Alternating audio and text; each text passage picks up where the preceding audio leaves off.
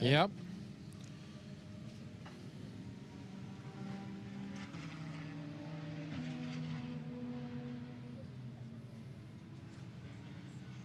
Oh.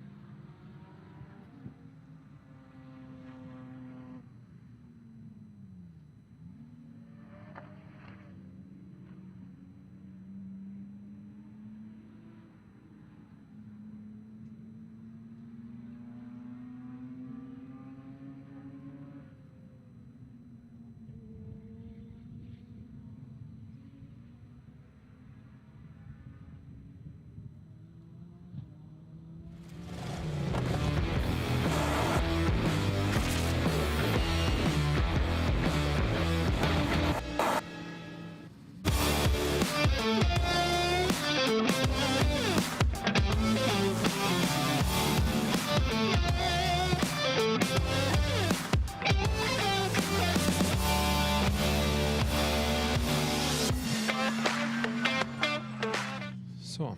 Hi and welcome everybody to Våler Raceway in Norway. We're here for the second round of Scandinavian Drift Series. I'm Jocke Olsen. I'm gonna help you guys get through this competition today.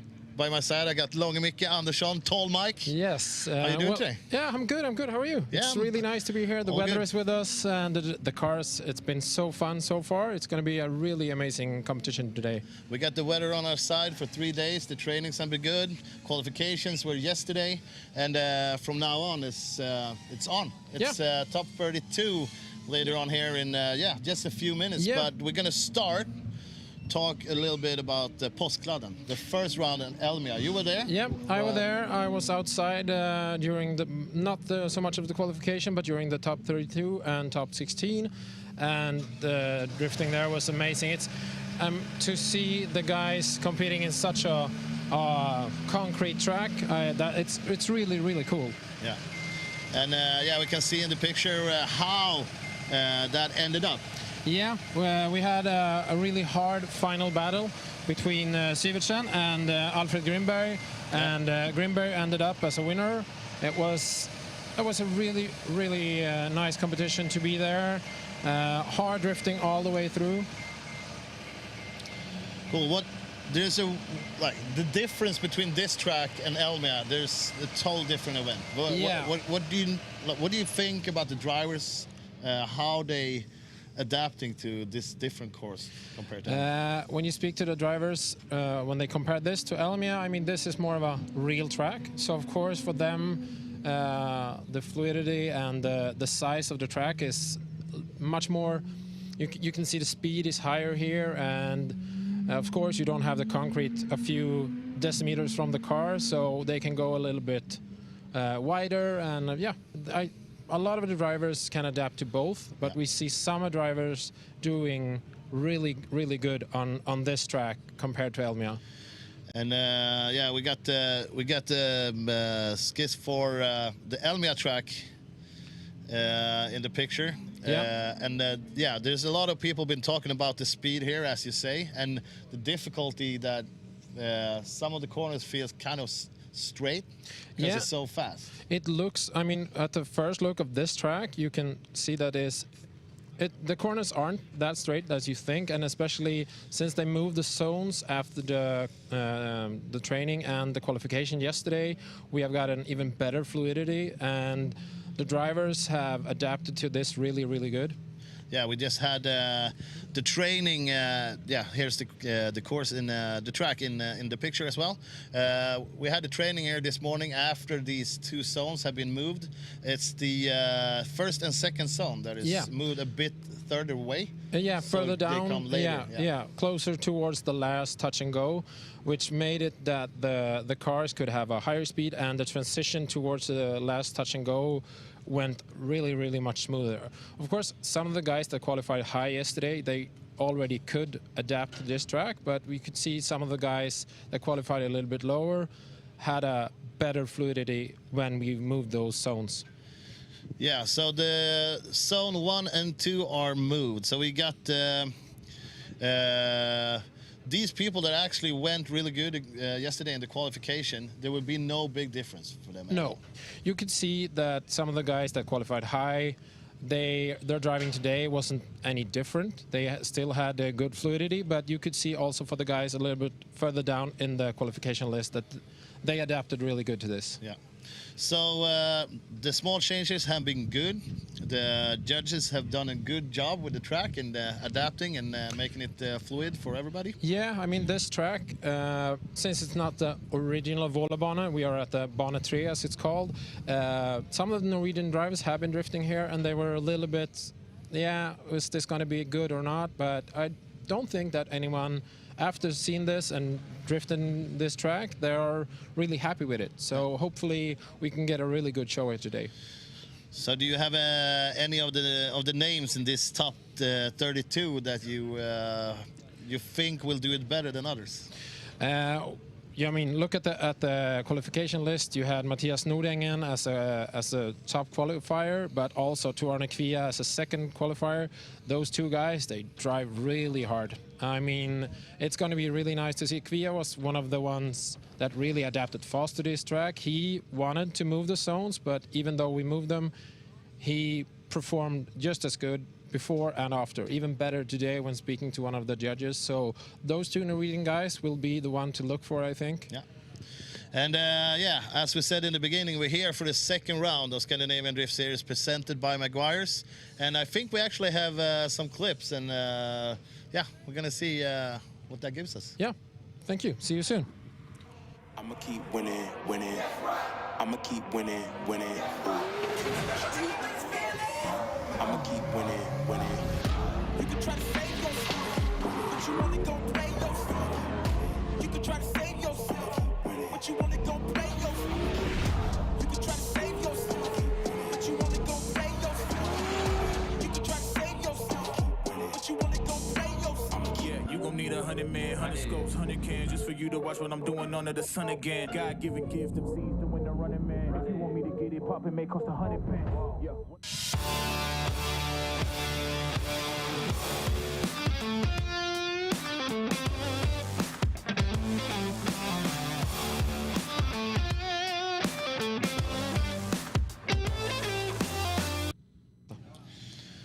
Yeah, some nice pictures over Vålerbanen, Våler Raceway.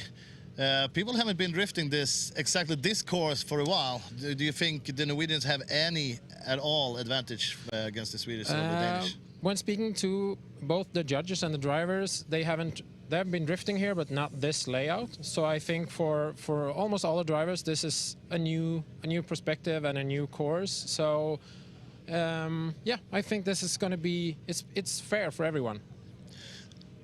From the beginning, also we had this zone 1 and 2, and the stop and go before the long last turn that everybody saw as the problem. But also yesterday in the qualification, we saw some of the guys actually went off the track in the last long sweeping corner. Is that something we're going to see today as well, or is it just a simple mistake of yesterday? I mean, during the practice today, when they were twin drifting, you could see that they've stepped it up even further.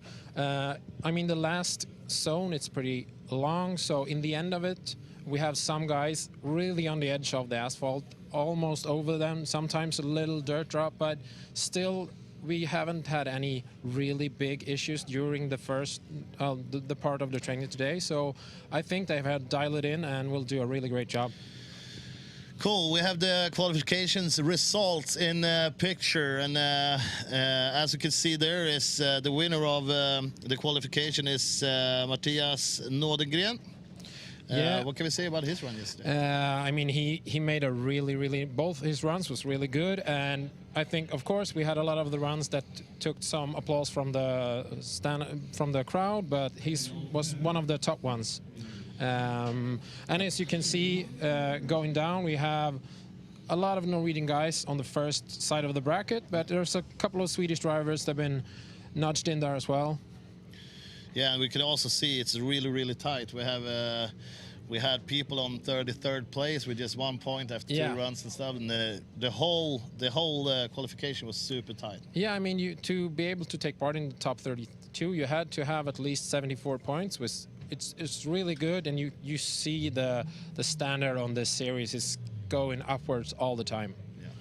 So now we'll also see the Go Twin is lead and chase. Yeah. You think that will change a lot from the qualifications? Like the result will is there other guys that's not in the top that's better in lead and chase driving? I mean, the thing is, qualification is one thing, but what really makes a good driver stand out is the chase drifting. And we have some of the guys that's really good in chasing further down on the qualification bracket. So it's going to be really interesting to see what they can do today. I mean, just take Alfred Grimberg and Kevin Brunberg's their battle. I mean, Kevin is a really good driver, so the 26th place he ended up in is not really where he should be. So I think that is going to be a really hard battle. Which means also the way we mix people, that the first qualifier meets the last and so on, could make pretty hard battles early in the top 32. Yeah, I mean, since it was such high level to just take part of this top 32, number 32 is almost as good as number 1. Of course, it's a difference, but it's a good level. Yeah. And of course, we got a recap from the qualifications that we're going to watch now. Yeah. So the Friday is over here at the sunny Vålerbanen in Norway. We had the qualification today, and it's been a great day. I'm going to take a fast lap in the pits, talk to the top 5 drivers.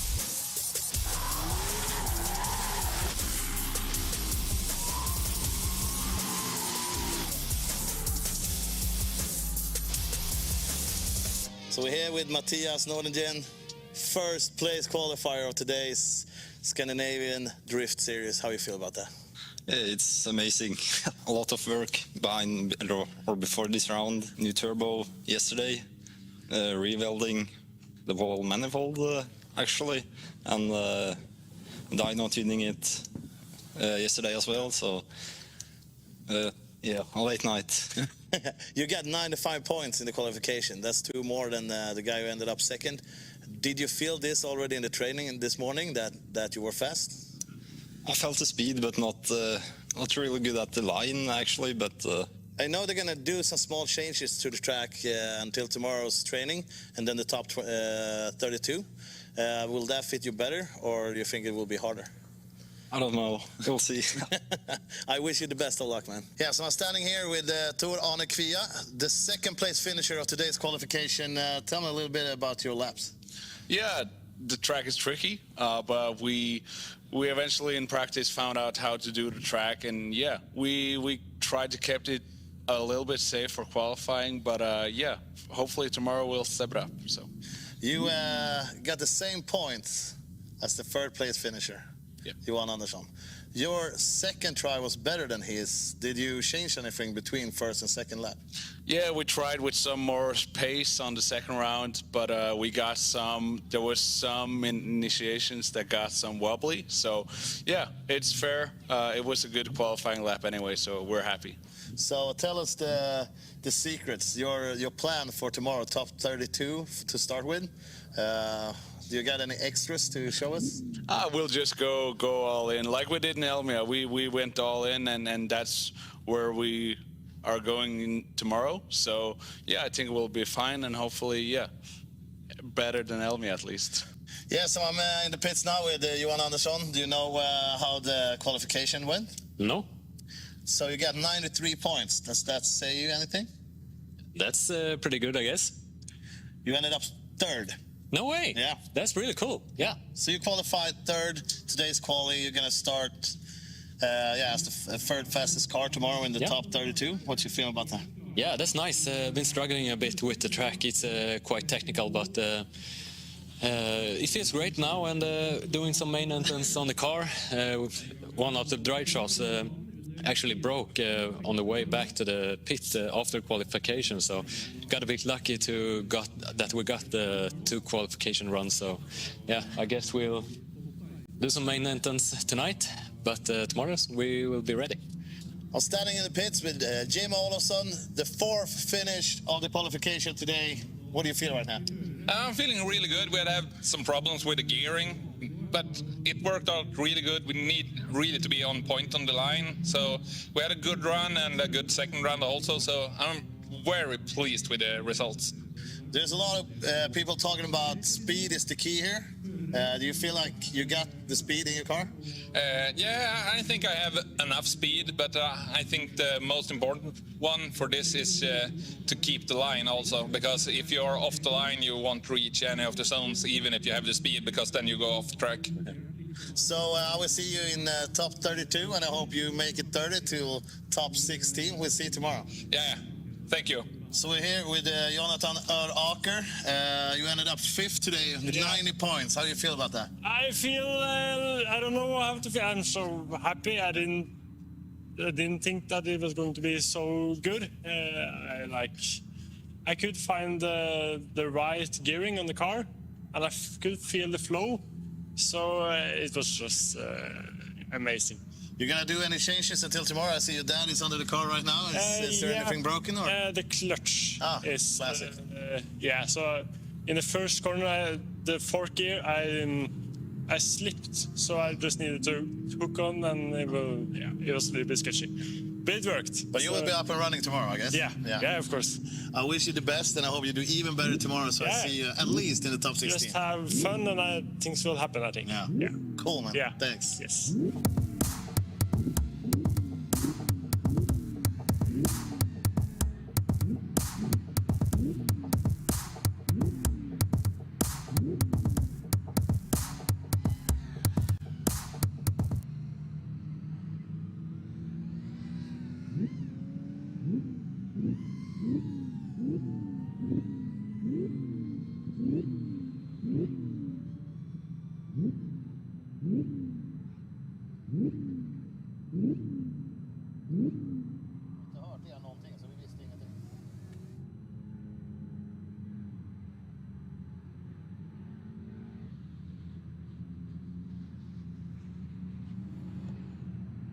That was a bit of interviews from top 5, which were Mattias Nordengren. We had Nordengren, yes. Tor Arne Kvia as second place. We had Johan Andersson on 3rd. Exactly, and Jim Olofsson on 4th.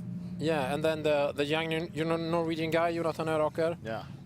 He made a really, really nice qualification yesterday. Such a young guy, full of talent. It's going to be really nice to see where he can end up today.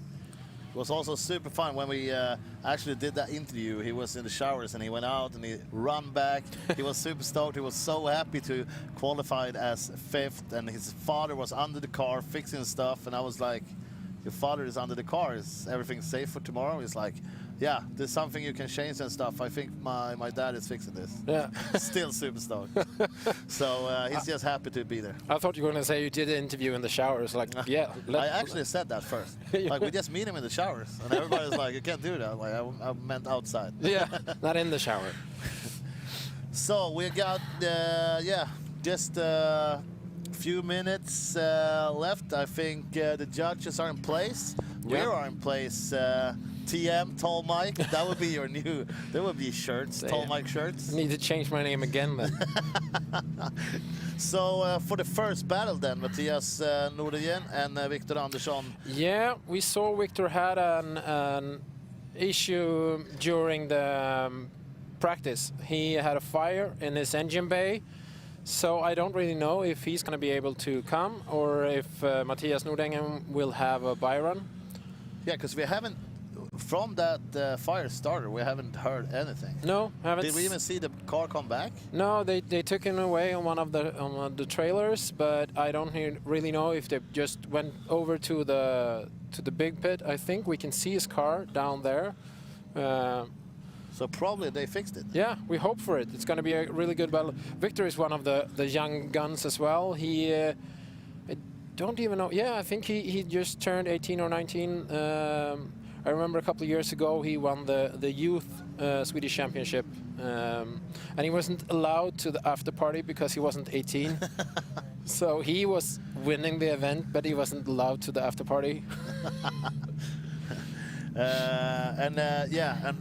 We'll see if he's back. He's also had problems at Elmia, right? Yeah, and also he had a training session just a week ago where the brackets for the fuel rail just went off, and he had a really big fire that, and hopefully it wasn't the same thing this time, but we hope for the best that he can compete in the first battle. Yeah, let's see what happens with Victor Andersson. We're gonna take a fast look at A Guide to Drifting. Yeah.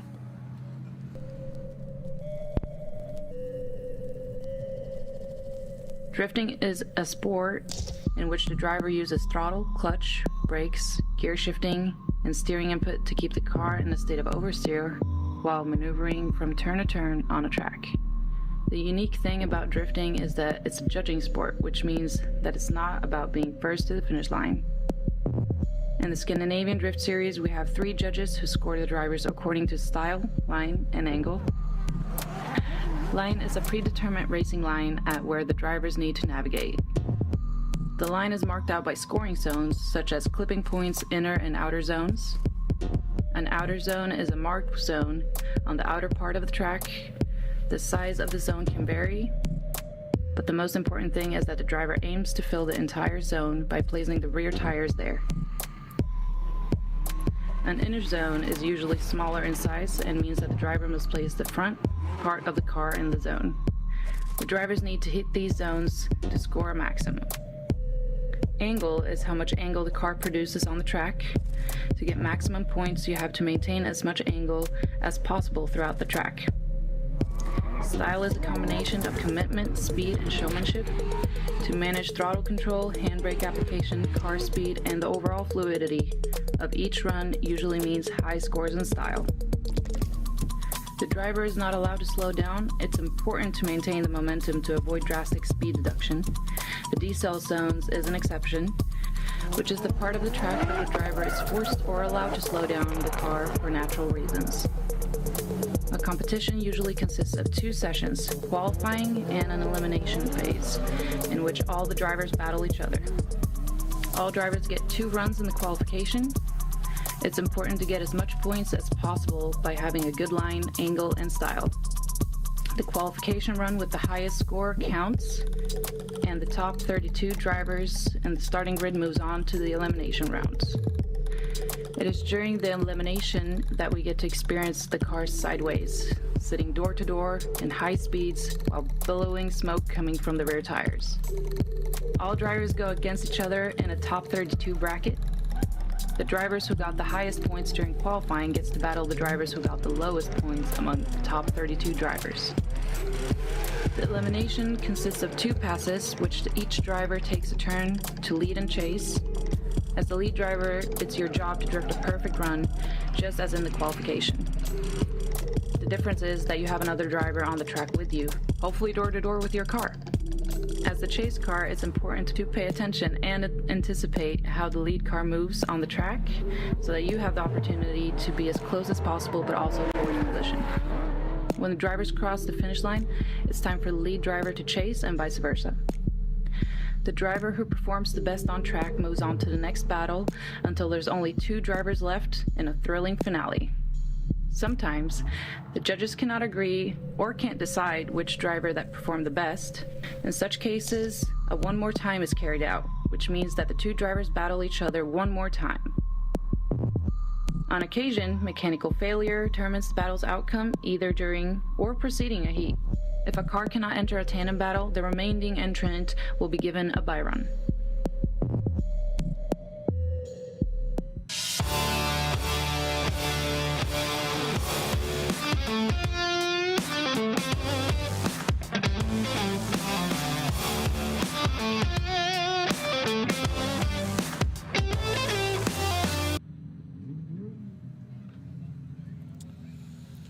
Yeah, there we have some of the rules and some of the do's and don'ts for drifting. Is that what you need as a drifting school, Mike? I mean, that short clip is so informative, and it's really good for. I mean, it's hard to, as a bystander, if you don't really look at this that often, to understand why did they do like this, why do the judges look at that. So just to have that short info that's a great add to this. So while we're at the judges, We got 4 of them here. They got their own side of judging. What are the difference between the judges in that's here? I mean, they have now in the top 32. They look at almost. They do chase versus chase and lead versus lead. In the qualification, they have different. One have style, one have angle, one have line, and they put points in different. Like Hans, the Norwegian judge, he has the zones that he do the specific points at. So all the judges have their own area, and then we have a contact, that's Jonathan, that's the 4th guy. He is being able to look at the replays, answer the questions for the judges if they have some. Yeah. So he doesn't put in any points, but he's a great help for the judges. Yeah, so yeah, we got a 4th judge that actually is doing what the judges didn't see. Yeah. Yeah. He can help them out if they have questions, and he can help us out here. Yeah. So if you wonder anything about the judging, drop us a line in the live feed comments, and we'll try and reply as good as we can. Absolutely, that's what we'll do. Join us in the comments. We will do this with you guys watching this, and it's time for the first start.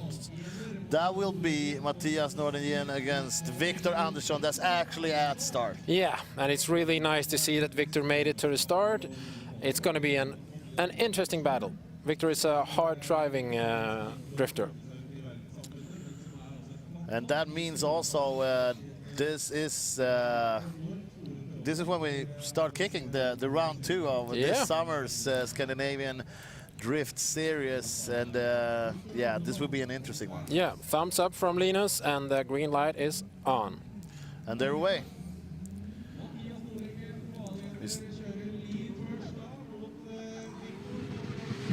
And so this is the thing. Now we want the chase to be as close as possible, but we know this part of the course is hard.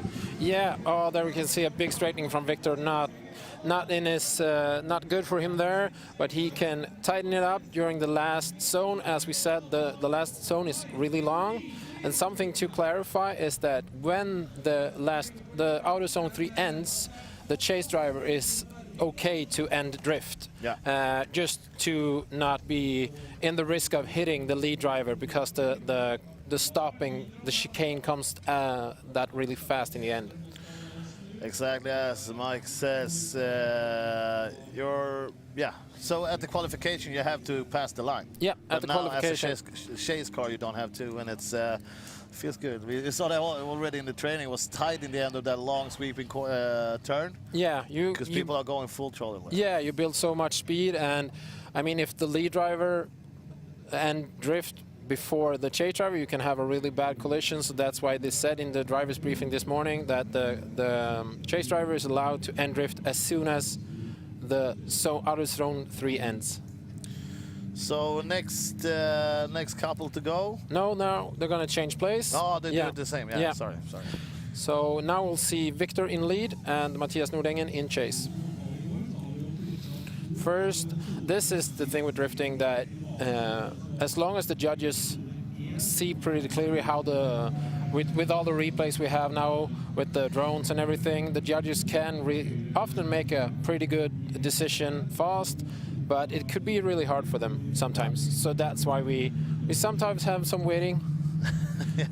Yeah, we do, but they're already down there at the start, and they will change the places, the start spots, and Linus will make sure they start from the right spots, and we're waiting for the green lights really soon. Yeah, there we have the thumbs up and green lights. Now we got Victor as the lead. Yeah. You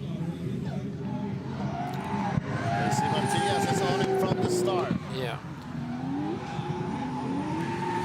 I mean, Mattias has the proximity is really nice. The angle is good. Victor is doing a good job with the lead run, but Mattias with this chase, it's really nice.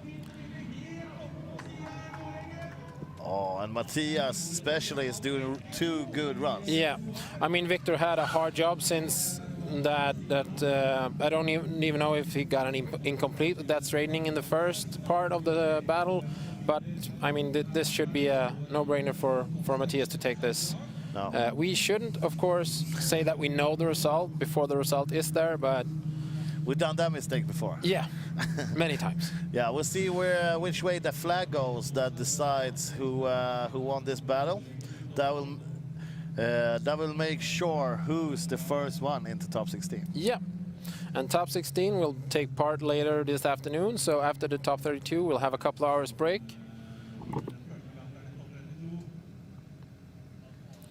And what we're waiting for right now is pretty much the judges. Yeah, the guys are out of the car, and we have Hampus with the flag. He's got really strong arms. He can stand up forever. Yeah. He's a really good flag guy. Yeah, that's part of his training session is actually just to hold the flag. Yeah. And now you can see the guys are changed towards how their names are shown in the live stream. So Victor is to the left. Yeah, so we will make the flag go to Matthias Nordengren, of course. And yeah, so don't get tricked by the graphics. So we got the first car through to the top 16 in this Scandinavian Drift Series presented by Maguires, and the next couple out is supposed to be Morten Stångberg and Robert Åhäll. Yeah. And Robert Åhäll. Both of them made a really good qualification. As you can see, they're qualified 16 and 17, so they're really close to each other in the qualification bracket. Now we have some issues with the graphic. Victor is not there. It's going to be Robert Åhäll on that one. There we go. Yeah, that was a fast change. Yeah. Did you call someone? Yeah, I have him on speed dial here. Let's also tell everybody that's not here. Morten had some problems yesterday. In the last run of the training session, he thought the whole car was broken, but they fixed it up, and he ended up 16 in the qualification. So it's been all laughters after that. And Morten is lead here. Yeah. Robert's in chase. Robert's, yeah.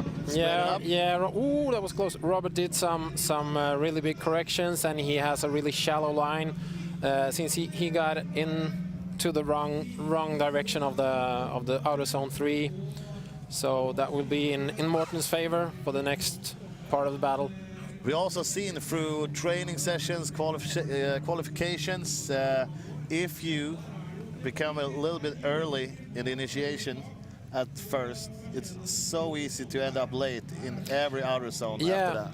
Since the zones are so tight and it's a pretty fast track, if you get wrong from the start, it's really hard to find a good place to get back in the correct line.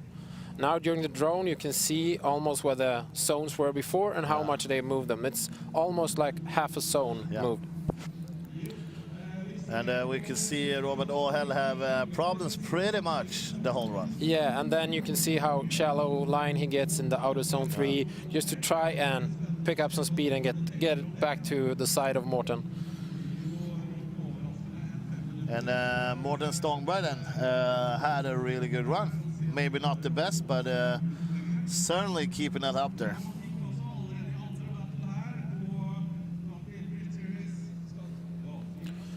So we hope that everyone home at the live stream are really pumped. Of course, we wanted you to be here, but when you can't, you follow us online and you'll see this top 32 take place right now. This is the second best way to watch this event. Yeah. There's two ways, either here or home.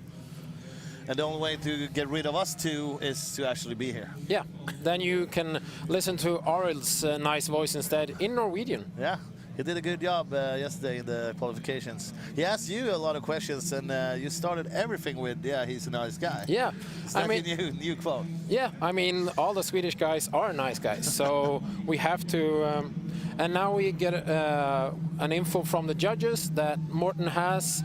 I think there was a little bit touch with him and Robert, so Morten has got some time to look at the car because he was not deemed at fault. He doesn't have to use his 5-minute rule or 5 minutes to look at the car. I think we can see after the touch and go here that Robert and Morten have some contact and he hits him there. Yeah, and it hits somewhere around the right back tire. Yeah, after the finish line, you could see that it might be something weird with the tire on Morten's car. And they're so close to us as well. They're right behind these cars that's in front of us. Otherwise, we would have a look straight into the pit, see what happens. Yeah, so now we wait with that battle and we go straight to the next one, which is Øyvind Bogen and Stian Bjørgengen.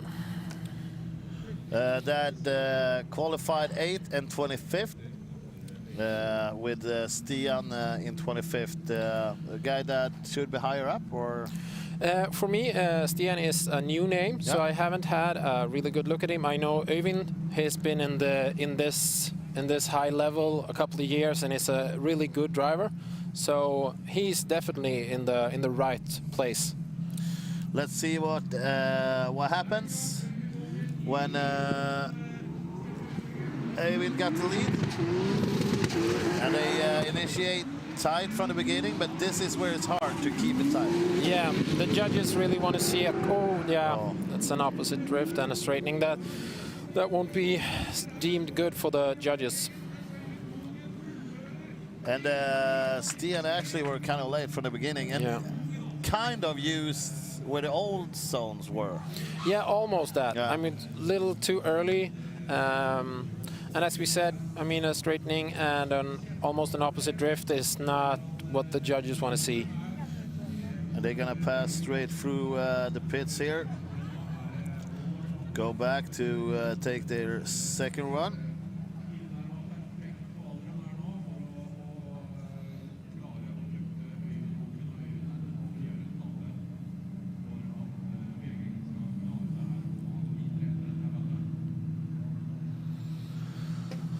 And we can see people in the comments said it looked really crooked when they went out. I'm not the guy to say if it did or not, though. But yeah, if they obviously touched. Yeah. But one thing we know is that Morten's mechanics, they're used to crooked parts on his car. They know how to change it and they know how to change it fast. So, but we're back with the next battle and the next part in this battle where we're gonna have Stian in lead and Øyvind Bogen in chase. And this also means that Stian will have to do a pretty much perfect run. Yeah, I mean, it's going to be like a 10-0 from the first one, even though it's lead versus lead and chase versus chase, but this is, he's got not the odds in his favor. Yeah. And we're ready to start. It's on its way. Stian in the lead.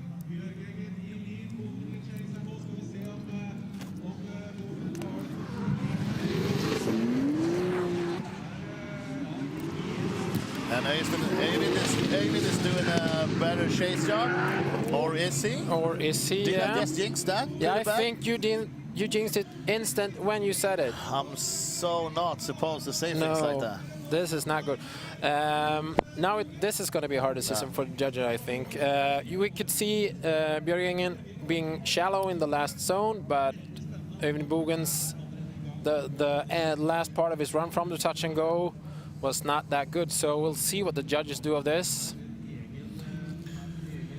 The thing is also with this jinxing thing, what I just did. Yeah. Yesterday when Stongberg went off, yeah, I was like, that car is so cool. And look the way he drives it, and it went straight out in the bushes. So maybe you shouldn't talk about the cars at all. It's weird to be quiet with this. Yeah, it's going to be a weird live stream if you're only quiet the whole time.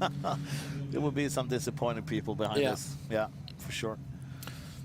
So this, I think Hampus will be standing there with the flag maybe for a while now. So it's good he's been working out.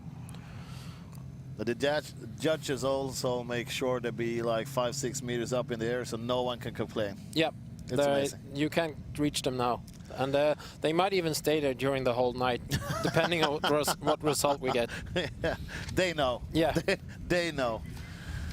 Let's see what happens.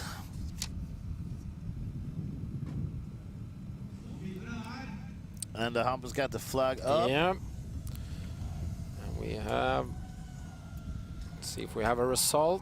Now the graphics are correct. We have Øyvind to the left and Stian Bjørgengen to the right. What do you think? I'm not allowed to say that. In my contract, it says I can't be the. No, I would say Eivind Bogen. Yeah. You did that good. Yeah. You waited it out. Yeah. And you were right. So you think we go back to Morten and Robert now, or we keep on? We can actually we can still see that Morten's car is at the jack stands. Oh yeah. So we will proceed with the next battle. That's Ole Peter Vatn and Hunter Taylor, our only American, or I mean non-European driver. It's going to be really nice to see what they can do.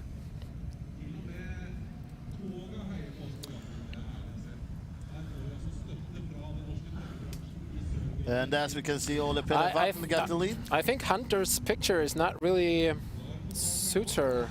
No, that's not her. I can. For me, people gets to look whatever they like, but that's not her. I could 100% say that's not her. No. But that's her car at least, so she's there. And yeah, let's see what Hunter can do against Ole Peter Vatn. Yeah, Ole Petter, he made a really good drive during the Elmia competition. So it's going to be nice to see what he can do here today. They both got the thumbs up, and the lights are ready. And yeah, Hunter is going early. Yeah, as a chase car, you're allowed to jump the starting light and can go. Not too close. No, we got some distance here in the start. A pretty late transition and some straightening. Problem. Hunter floats out. Yeah, Hunter goes off out in the gravel, but she's still driving by her own machine, so she's on her way. Yeah, but not the start she wanted. No, even though she's got one of the best spotters in the world, could we say that? I don't know how good spotter he is, but he's a really, really good driver. Yeah, her husband is, as you know, Fredrik Osbe. Yeah. He looks not too happy right now. No, they have some changes to do for the next part of this battle. He looks dope. He looks like a special agent. Yeah. Dark shades. Yeah. Just got the pelters on. Yeah, I mean, put a suit on him and he can go anywhere. At least he can drive there. Yeah. It'd be pretty nice to have him as your personal driver. It is, yeah. Yeah. No, so let's see where we. I mean, now of course Ole Petter Vatn has a big advantage in the rest of this battle. Yeah, as long as he don't go off the track, pretty much, and Hunter is doing as good lap as she did yesterday, this will. Yeah, and also during the training session, we could see her in the tandem drift doing a really good runs. So it was just a small, easy mistake that made that happen, and we hope that it will change now. She didn't get into that lap at all from the beginning. No. Like you said, if you hit it, I mean, she jumped the start like you're allowed to, but that also made her decel a little too early, and then she didn't get the driving going. Let's see, Hunter in the lead and see what happens while they are away. Ole Petter is initiating pretty straight though. Yeah, they both had a pretty shallow initiation, but he is. I mean, the run is good. She's in the zone as there's not. The judges said you don't have to go all the end of the zone to the edge of the track. They wanted you to be in the zone with the tires. Yeah. So you can go shallow, but you have to be in there with the tires at least. That was a really good run for both of them, which means Ole Petter will have a quite big advantage from number one. I don't think this is going to be a hard one for the judges, but like we said, we're not a team. We don't want to jinx this. I'm not saying anything anymore. Like No. I'm gonna look at the screen we got. Yeah. I'm gonna talk about what I see and don't take any chances. Yeah. This angle is so amazing from there. It's just a drone still like all the time. This is amazing for the judges, especially. Yeah, the judges, I mean, where they are standing now, they can't see all the end of the outer zone 3. So this drone footage is for them really, really good to have. The replays and the drone footage is is as a good plus for them to have to calculate the judging. And this will probably be one of the easiest decisions for Hampus to show us. Yeah, I think so. There's fight in the comments here about the E30 being the best car in the world. Is that so? There was comments about the Volvos further up in the comments, like a Volvo drift car. Yeah, here we can see all the three judges going with Ole Peter Vatten. Yeah. We can see it a little bit before Hampus, but he hopefully will get a flag in the air soon and will show the same result, or else we're in big trouble. Maybe he fell asleep. No, he's alive. Yeah. He's alive. There we go. So we have Ole Peter Vatten on to top 16. Nice. We can still see Morten on the jack stand, so we already have Jim Olofsson and Andreas Öfvergaard at the start line. And this is a guy that everybody likes. Yeah. At least Jim is amazing. I talked to him yesterday. He's so fun. Jim is he's old in the game now, and he's been with us drifting for 10+ years. Always with a E30 and always with a crooked E30. Some way he managed to ruin them. So the alignment on this one, it's good for Jim, but not anyone else. I don't think so. Do you think anybody else could drive that car at the moment? Not this good. Not this good. So he kind of he broke it in. Yeah. Yeah. Definitely. It's like a new pair of jeans. It's not nice. Yeah. But after a while, they're really nice. Yeah. It's smooth. And we're going to have Jim in the lead position and Andreas Öfvergaard in the chase position.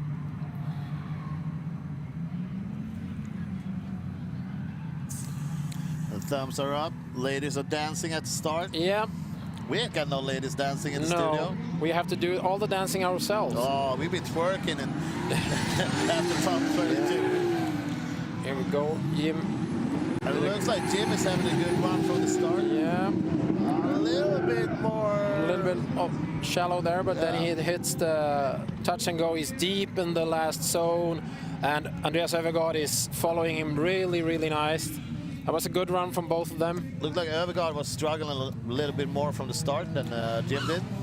Yeah, even though Jim has one of the engine. What do you say? The engines with the least power. Yeah. But he's managing that E30 around the track really good. And now we also get a message from the judges that the time Morten had to use, it's up, so he's going to take his 5 minutes as well. Yeah. The 5-minute rule works like this, that until top 8 you have 5 minutes you can use if something is wrong with your car. And what you need to know is that you can do anything except refueling. All right. And it has to be a fault on the car that makes you unable to drive it in a safe way for you to be able to do the 5 minutes. And I watching Morten over there putting his balaclava back on and stressing around with a bottle of water. And then, yeah, I think they're actually getting closer to get up, but the car is still up. Yeah, but since they probably started the time for the 5 minutes, Morten has to be in the car ready to go when the 5 minute ends. So he has to be ready. And it's still like this, they have to do it in a safe manner. Now it's already on jack stands, and we are back to the next battle. We are, and this time it's Jim Olofsson as the chase. Yep, and we have Andreas Öfvergaard in the lead position. Do you think Jim will have a problem to chase Öfvergaard here? I think that will be pretty good as long as Jim get a good start and Öfvergaard does a good initiation. They can follow each other good. It's a good lead run from Öfvergaard so far. Jim does a little bit of straightening there, goes a shallow line. Ooh, gets close into the long last corner. He jumps in deep dives to get back at Öfvergaard's door, and it's a really good end from both of them. We don't really know how the judges will look at. This will be the hardest heat so far. Yeah, I think so. And what we see from here might not be what the judges have seen when they look at the replays. This is classic Jim as well. He's out of the car like it's on fire. Yeah. Every time after a run, He's out of the car like it's on fire and need to be out now. Always looks like he's having fun. Yeah, he's pumped with adrenaline. Here you can see on the outer zone 2 how Jim is a little bit shallow and then almost goes straight towards the touch and go before the outer zone 3. So don't really know how the judges would look at that. This will be a hard decision. We'll wait and see. We can't see them. If we could, it would be easier to understand what way we're going. Yeah, yesterday during the qualification we were able to stand next to the judges, but now when we're at the live stream we're down here on the ground. Yeah, they're butting us down. Yeah, they said you're not allowed. We want the ballerina checks for ourselves. Oh, they got so much candy up in the judges' booth.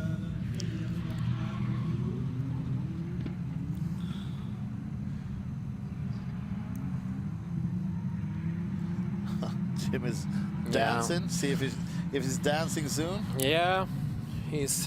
He may be dancing his way into the top 16 or his way out of the contest. Yeah, this is okay. The flag is up. What we gonna have? Hampus have a really bad job. Half of the people will hate him. Yeah, yeah, of course. I mean, don't hate the player, hate the game. Hate the judges. Yeah. They on their safe space. So there we go. We have 2 judges for Jim and 1 as a one more time. So that is not correct towards the graphics. But as if Hampus says it's one more time, yeah, it's a one more time.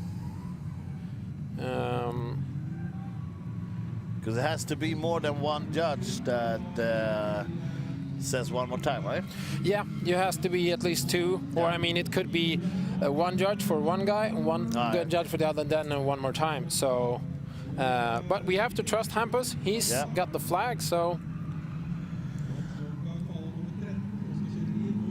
The guys with the graphics is not next to the judges. Yeah. Let's say that. And now we hear from the guys in the live stream production that it was 2 one more times. They just mixed up the graphics. Yeah. So we're sorry for that, but we have a one more time between Jim Olofsson and Andreas Övergaard. Before that, we will have Max Wonka against Victor Wettermark. Or they will do the run. Yeah. Since it's a one more time, they have the time to go back and change tires, and then we just keep on going with the schedule. Yeah. So, and we have thumbs ups and green light. And these are the 13 against the 20th qualifier. Wettermark qualified 20th. Yeah, he's also one of the guys driving really hard, so it's going to be an interesting series of events. Look at the speed Max Wonka is building. Yeah, and Wonka is distancing Victor Wettermark a lot, and Victor had to go really shallow and try to dive in again, so almost a straightening towards the touch and go there. And it was, like, all in all, good runs.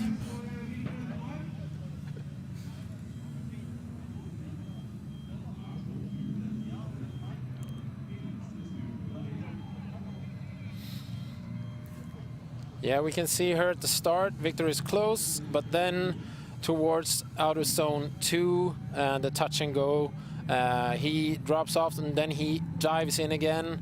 Here on this graphic, you can see he just dives almost straight in towards Max Wonka, and they both get a little bit shallow line. Max is in the zone, but Victor is a little bit shallow in that one, so I think that will be deemed in Wonka's favor, but we'll see after the next part of this battle.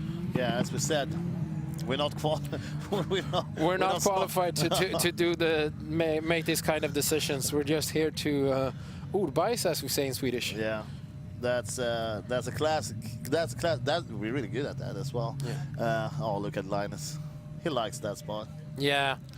We're still dancing by ourselves. Yeah, I mean, we wanted to have Linus dancing as a starter, but he said he had a problem with his hip.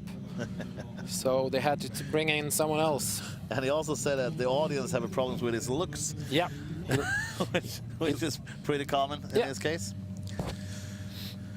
So we're ready for the next part of this battle. We're going to have Victor Wettermark in the lead and Max Wonka in the chase position.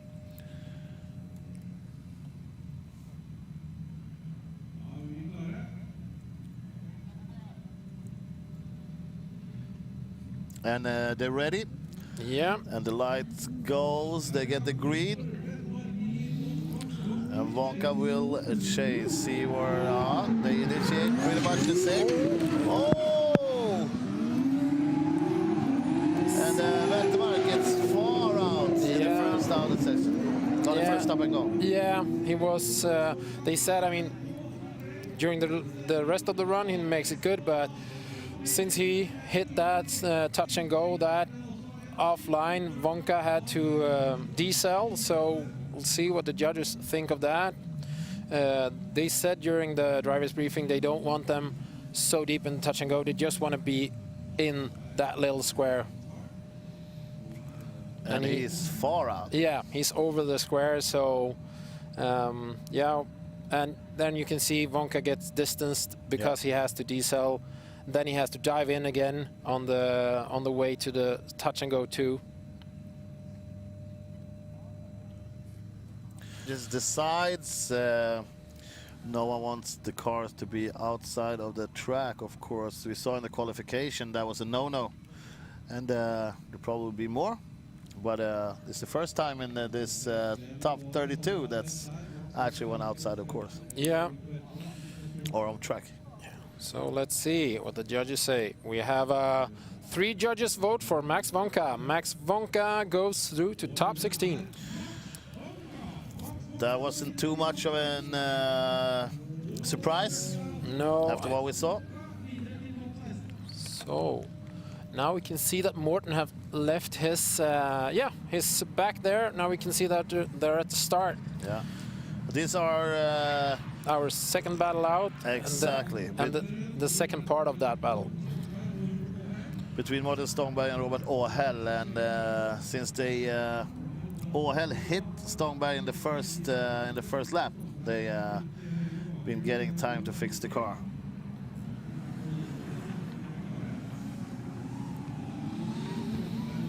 So let's see what happened, and if Morten's car is good for drifting again, if they've got all the angles correct.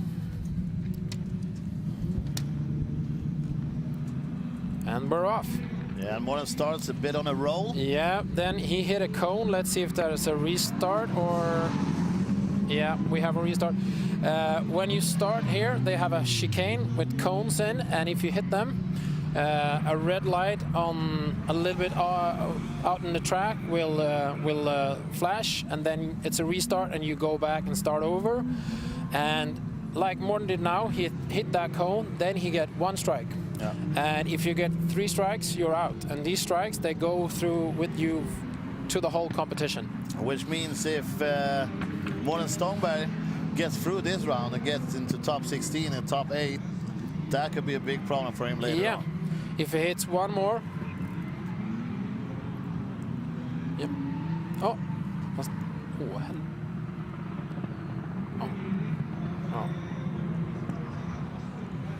Oh, det var... Yeah, so like we said, if you go through to the next round, that will still be with you. So if he hits 1 more cone, yeah, that's still fine. But the 3rd one, you're out. Even though if you're in the finals and you hit that cone, that would be a bummer. Yeah. Let's hope Stångberg keeps out from the cones the rest of the day. Let's hope they get a good, nice drift together now after all the time and all the hustle they put into making this happen. Otherwise, all hell would have gone through from the beginning. Yeah, so let's go.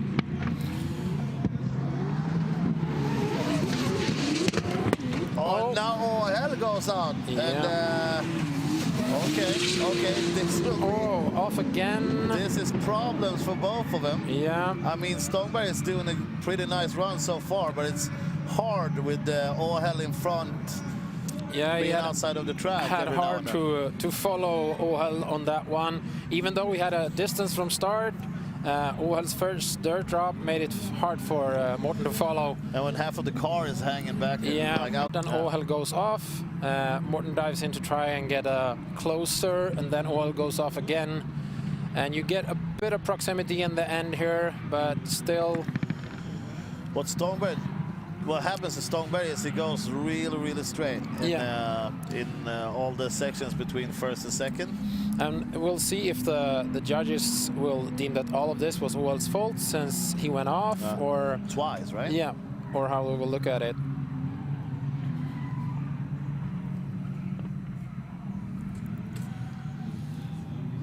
So yeah, this heat's been having a bit of a struggle through. They was the second race out, and they're done now after restarts. Yeah. So let's see what the judges think. It would fit these guys with a rerun, though. There we have it. It's a unanimous vote for Morten Stångberg. Morten is through to top 16. And then we should have the one more time between Jim Olofsson and Andreas Övergaard. Let's see if they're lined up or if we're... no, we're heading next to the next step in this bracket. This is Jonathan Öraker against Joachim Haugenäs. Yeah, we could see during the practice this morning that Joachim Haugenäs did a big dirt drop. He was really way off the track. Hopefully nothing was damaged on the car. And as you said, Jonathan Öraker there as a 5th qualifier yesterday. Young gun on the way up.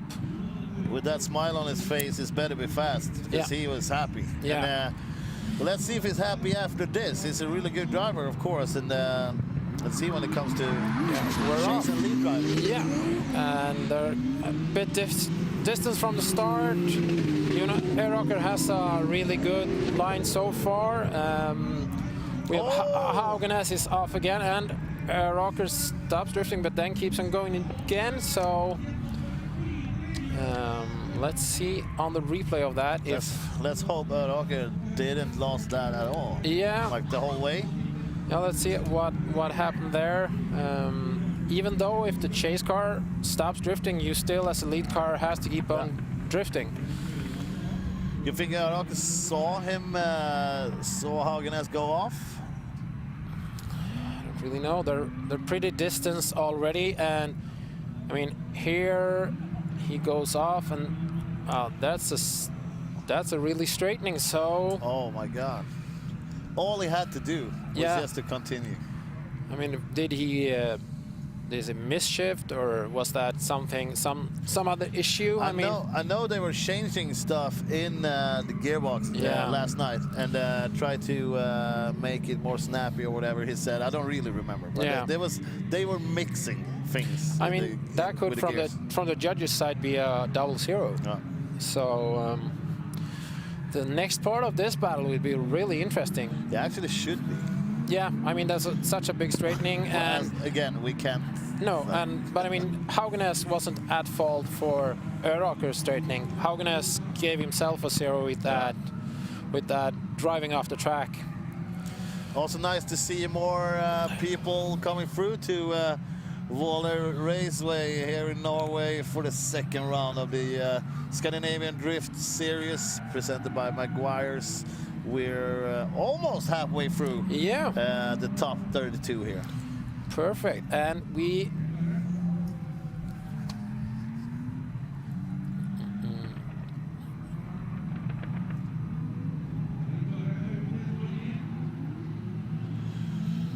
So there we go, and see how the next part of this battle continues. Now with Öraker as the chase. Yeah, it's a good lead, and a really good chase by Öraker. He's that's a hit together. Yeah. So. And will the judges, they'll look at that and they'll see if did Haugenäs decel or anything that made Öraker hit him, or was it that Öraker was a little bit too anxious or too eager to go and went too fast and hit him. What Öraker didn't do last time around was to continue when Haugenäs went out. Yeah. Haugenäs did continue. Yeah. When Öraker went out. Yeah, I mean, but you didn't have any contact in the last session. Here we have contact. Yeah. And Haugenäs keep on drifting, but Öraker almost stops. He goes out of picture, so we can't really see if he goes really straight or what's happening there. But Haugenäs makes really good out of what he can do.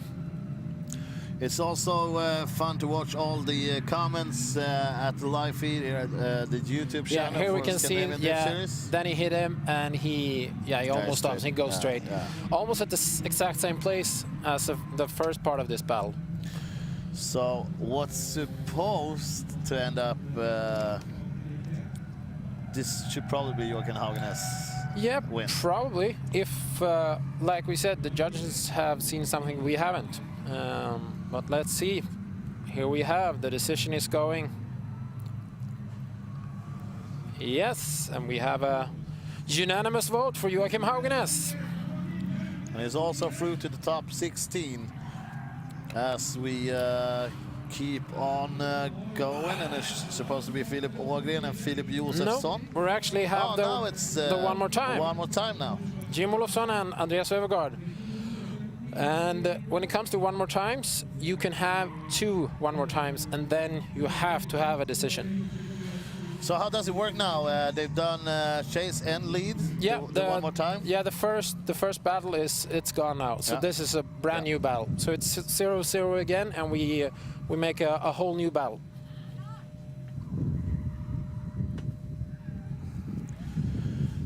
We're just waiting for Linus to start it to get all thumbs up for his sake, and he gives the drivers exactly the same, and we're away. Off we go. Here, Jim in the lead and Andreas Övergaard in the chase. They're initiating there.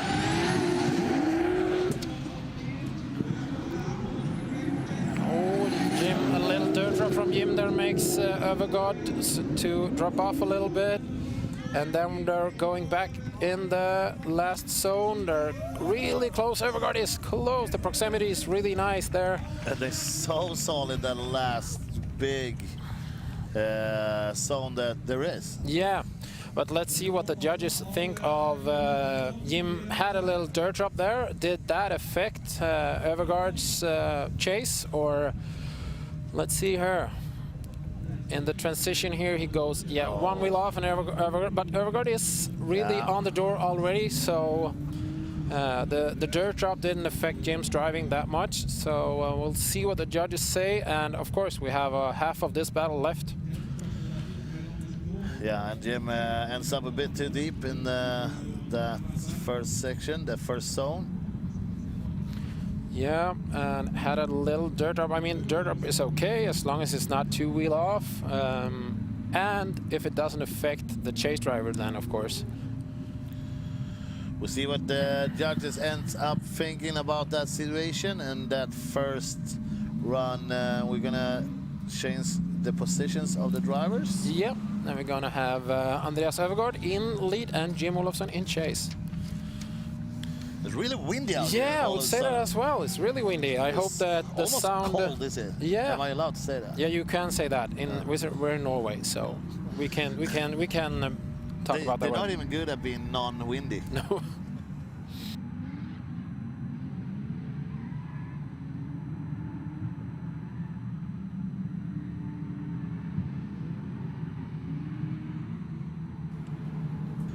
So there we have the Linus is looking at Jim's car. Is there some loose parts? I mean, one of the things that you can actually get a 0 for is if any latchable part of your car is open. It could be a door, a hood, a trunk. If that opens during a drift and it's not a contact, you're deemed at fault, and that's a 0. So nice to have you here with all these rules and stuff. Yeah, I picked up some of it during the years. I'm far from an expert, but then you can just wing it, and we'll get bashed in the comments. So yeah, that's okay. Yeah, just use us, hate us, ask us, do whatever, but do it in the comments, not live. And we will try to help you guys out, or we just answer to the hate. That's okay. Like it's perfect. They're away for the second in this one more time. But Jim is really close. Yeah, but ooh, that's a striking from Jim there. He's a little bit offline. Övergaard is doing it really good. Jim is on the door throughout all of the last zone. There was just like the last battle, really good end of the battle. But again, what will the judges think of both Jim's dirt drop in the first part and maybe a little bit shallow line or a straightening here. Some applause from Hampus there. It feels like Jim is having most of the problems of the two for these two runs. Yeah, here you can see he's there is a little bit of straightening, so judges don't look happily on that. We see this last. But here in the end of the battle, you can see it's really nice. I mean, it looks like one car from here. Yeah, so that is beautiful. What an angle we got from that drone. yeah, that is what the judges want to see. The good angle, good speed, good proximity. Also love the way we have a girl actually sorting that drone. Yeah, she is That's still in the air. Yeah, she's a doing great. a lot of TikToks right now, I guess. Yeah, it's a great drone driver we have here, or drone pilot. Yeah, she's so solid. So as we said, the guys are out of the car as soon as. No, let's see here what the judges say. Sweden or Norway? We have an unanimous vote for Andreas Öfvergaard. And like we said, it was those small issues that Jim had both in the lead and chase that would put this as Öfvergaard's win. Öfvergaard did a solid run and he's through to the top 16.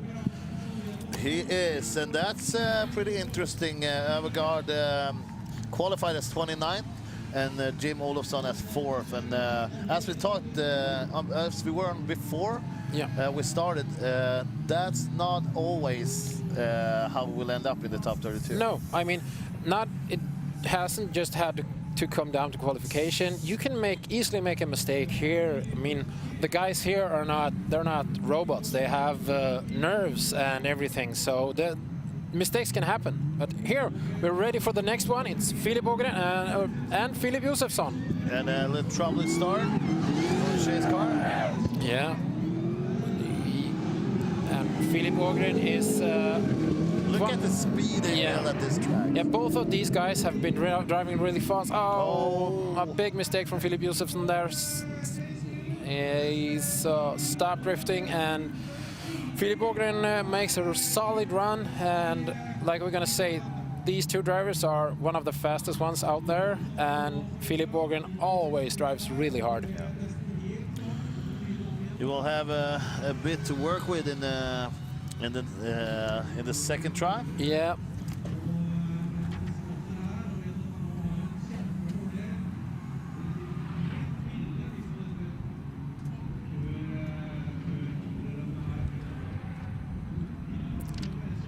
We have the number of the beast for the win here, 666 in the comments.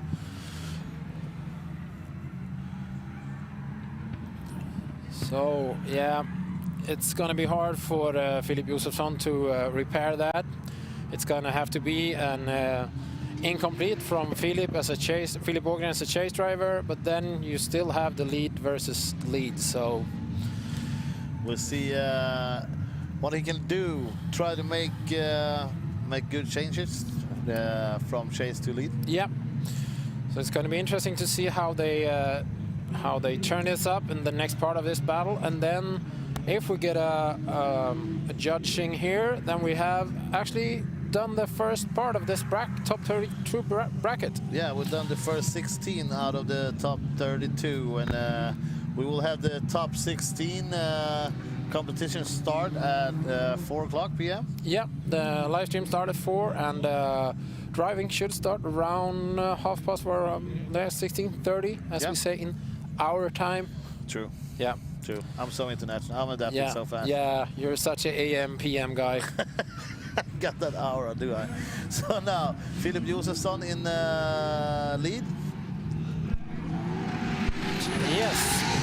Has to do a miraculous run right now, and hope that Filip Ågren goes off or something, goes straight up. Filip has a straightening. Filip Ågren has a straightening there, but still Josefsson went in shallow in the last one. So even though it wasn't a really good chase from Filip Ågren, we still had it wasn't an incomplete, it wasn't a 0. So they making it hard for us. Yeah. It's not been too much of the battles that actually been so like, okay, now we already know. Yeah, it's going to be interesting here as well to see what the judges think. The guys out of the car. What do you think the guys are thinking now? I probably lost, but I should win. The thing is, I mean, they don't. Of course, they hear from their spotter what the other guy made for mistakes and how your run went. So of course they have a feeling for it, but still, just a lot of adrenaline, I think. And as we can see, Philip Ågren didn't really do it that well in this last corner either. No, his chase was not that good, but I don't think they will deem it as an incomplete. But of course, we are not the judges. That's why we're down here and they're up in the sky. Oh yeah, oh yeah.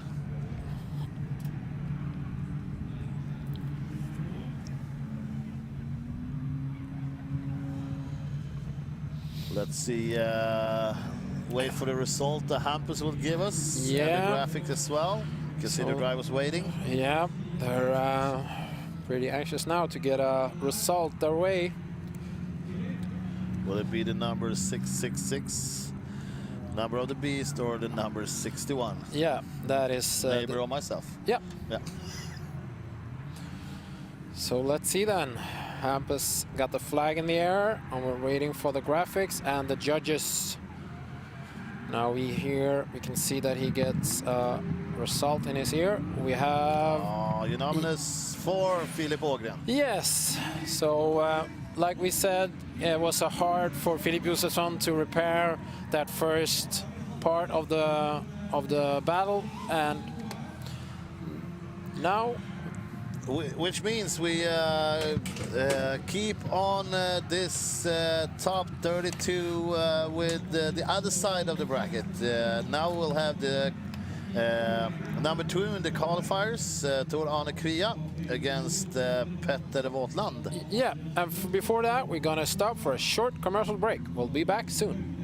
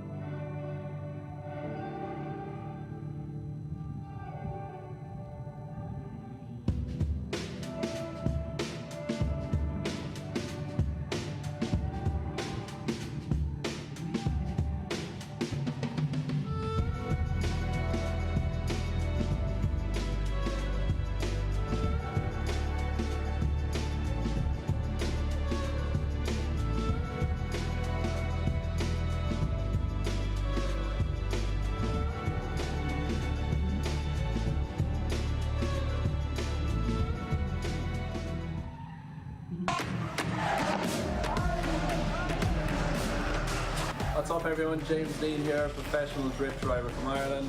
We're going to be going to Gatebil Summer Festival this year in June 15 to 18. We're taking the Falcon Tires Eurofighter and I can't wait to see you all there.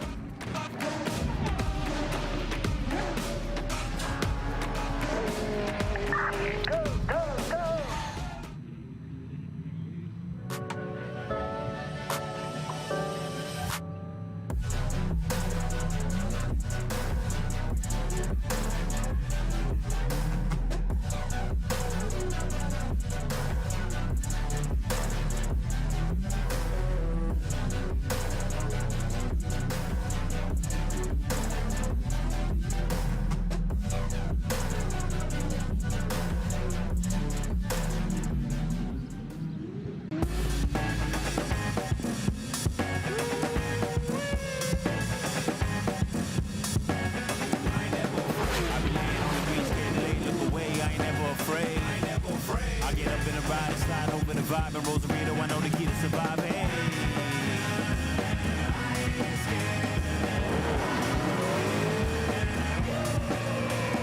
I get enough head, no fuss, I'm dumb fed, no fuck with lump sums in the bank. The chunks feds fun, I'll make you wanna run up and get your cut of the bread back and stash the bundle of cash into your bed. I look good. Welcome back, everybody, to Scandinavian Drift Series Round 2, presented by Maguire's. We're in the middle of the top 32 runs, and yeah, we actually done 16 of the drivers. Yeah, we're like you said, we're in the middle now, and we're on the start of the next part of the bracket, and we're gonna have Tor Arne Kvia and Petter Våtland in the next battle. Top 2 qualifier against almost the last qualifier. Yeah. Second to last. And Petter is actually one of the wild cards for this competition, so he's not in the full series. He's just driving this competition. So he won't make an impact in the standings, even if he wins? Yep, even if he goes all the way to the top, he won't get any points. So if he wins, the second guy, if that's a normal series driver, he will get the points for the win. We'll see if Linus is giving her the thumbs up. He is. Girls are dancing. You see the smoke from all the drivers at Gatebil. That's at the normal, the normal track. So off we go. Oh, nice initiation.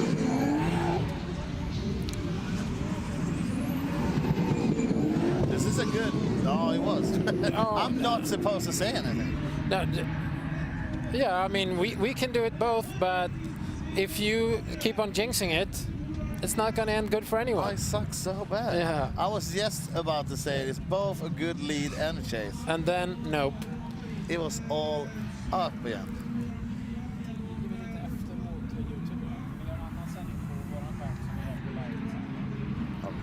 Oh.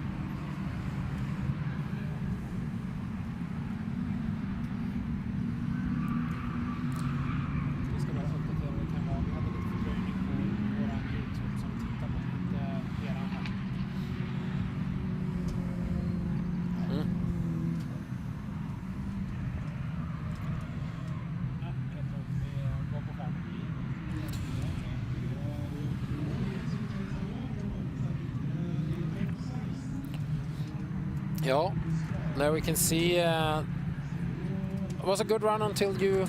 Until I effed it up. Yep, until you effed it up. No, but Tor Arne Kvia is... he's driving so hard. I mean, that is... he's been drifting in the Drift Masters series in Europe for a couple of years, but now this year he started a company back in Norway and wanted to focus on being able to work hard with that one, and then he said it's easier for him to drive here in Norway and Sweden. So he's one of the guys with a lot of international experience. Yeah, which started to show in the qualification, and he ended up second. We'll see what he can do here in the top 22. As he's now gonna do as a chase, yeah, of course. We have. I already forgot. I guess how disappointed on me jinxing them again. Yeah, so not good of you to say anything now. But we're off. We have Petter Våtland in lead and Tor Arne Kvia in chase. Oh, we have a big off there for Petter Våtland, and that disrupts Kvia in his chase. And he's stopped drifting fully. We can see he's stopped. Actually off the track. Yeah, he's off the track. From where we sit, we can see that he's standing next to the track. And that must be able to blame on Våtland, though, huh? Yeah, probably. We'll see on the replay if he's deemed at fault. But he, with that dirt drop he made there, here we can see he goes wide and dirt drops. And Kvia stops drifting there, goes straight, but then they hit each other in that transition. Kvia goes off fully and then stops drifting. We'll see the. How do you think judges will look to that as whose fault it is? When looking at the replay here, it looks like Våtland was deemed at fault because he slowed down that much, and the transition. maybe made the transition a little bit too late, and then Kvia hit him. We'll see if we can get another replay here. Yeah, of course the dirt drop makes his speed, Våtland's speed, reduce a lot, and then Kvia in this transition here, Våtland is going almost straight. Then Kvia don't get the angle either. Yeah, so and I mean Våtland is on the wrong angle. It's almost an opposite drift. If you look at the touch and go, he should be with the end of his car facing the other way. So this would be pretty much like you have to, through all of those first sections, you have to, the judges have to look, see what happened. Yeah, I mean, was it an early mistake that made this happen later on, or?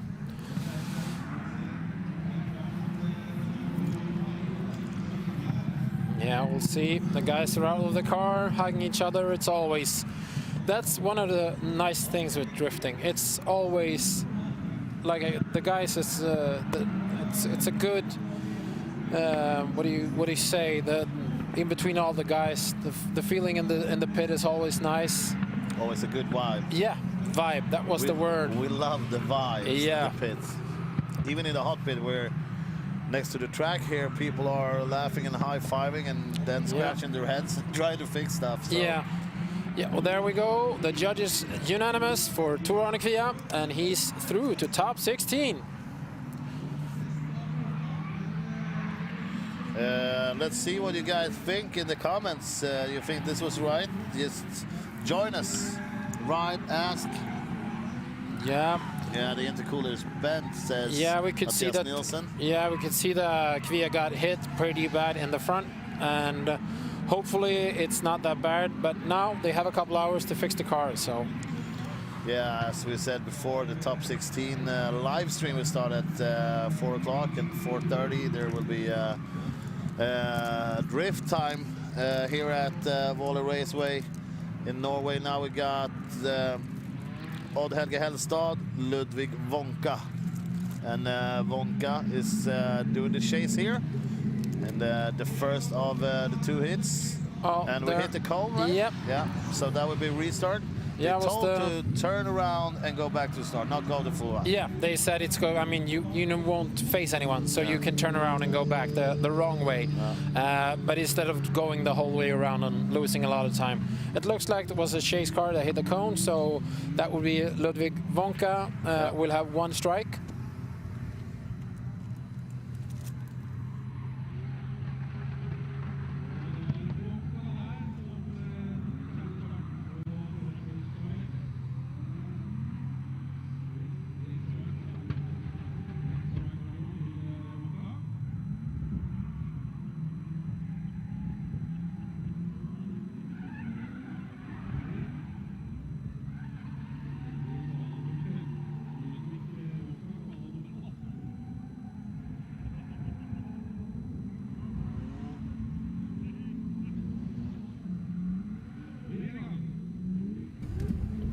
And we're off.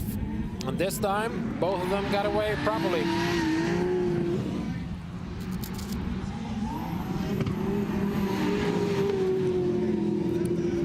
We have a really good lead from Odd Helge Hellstad. Not too good of a chase from Wonka. No, oh, there is almost, he's passing it. That's also a zero if you pass the lead driver. Of course, if the lead driver makes a mistake, then you can pass it. But here, Odd Helge was in his line. He didn't diesel too much, and Wonka almost passed him. So that would not look good for the judges. Wonka will have a hard second try here when he's going to do the lead. He got one out of 3 points for the cone hit, and now a problematic run around this fast and short court. I mean, I would almost say that the judges would deem this a zero, even though he's never fully off drift. Here you can see he's totally offline. He knows he will be passing if you don't. Yeah, if he doesn't stop there. So there you can see full straight. So that should be a really big zero. It's supposed to be, and it probably will be. Once again, I'm not always right. Actually, usually I'm pretty wrong. Yeah, but that's when it comes to like, oh, it feels a bit like this, and I think it looked like that. And people around me be like, no, it was the opposite. Yeah, the other way around. Yeah, we're like, Cool. okay, I'm that guy. I'm just winging it. Yeah, looks good. We'll go with that. Here they are, at least. Odd Helge Hellstad. Ludvig Wonka. Now it's corrected the graphics as well. Yeah, we have Ludvig Wonka in lead and Odd Helge Hellstad in chase.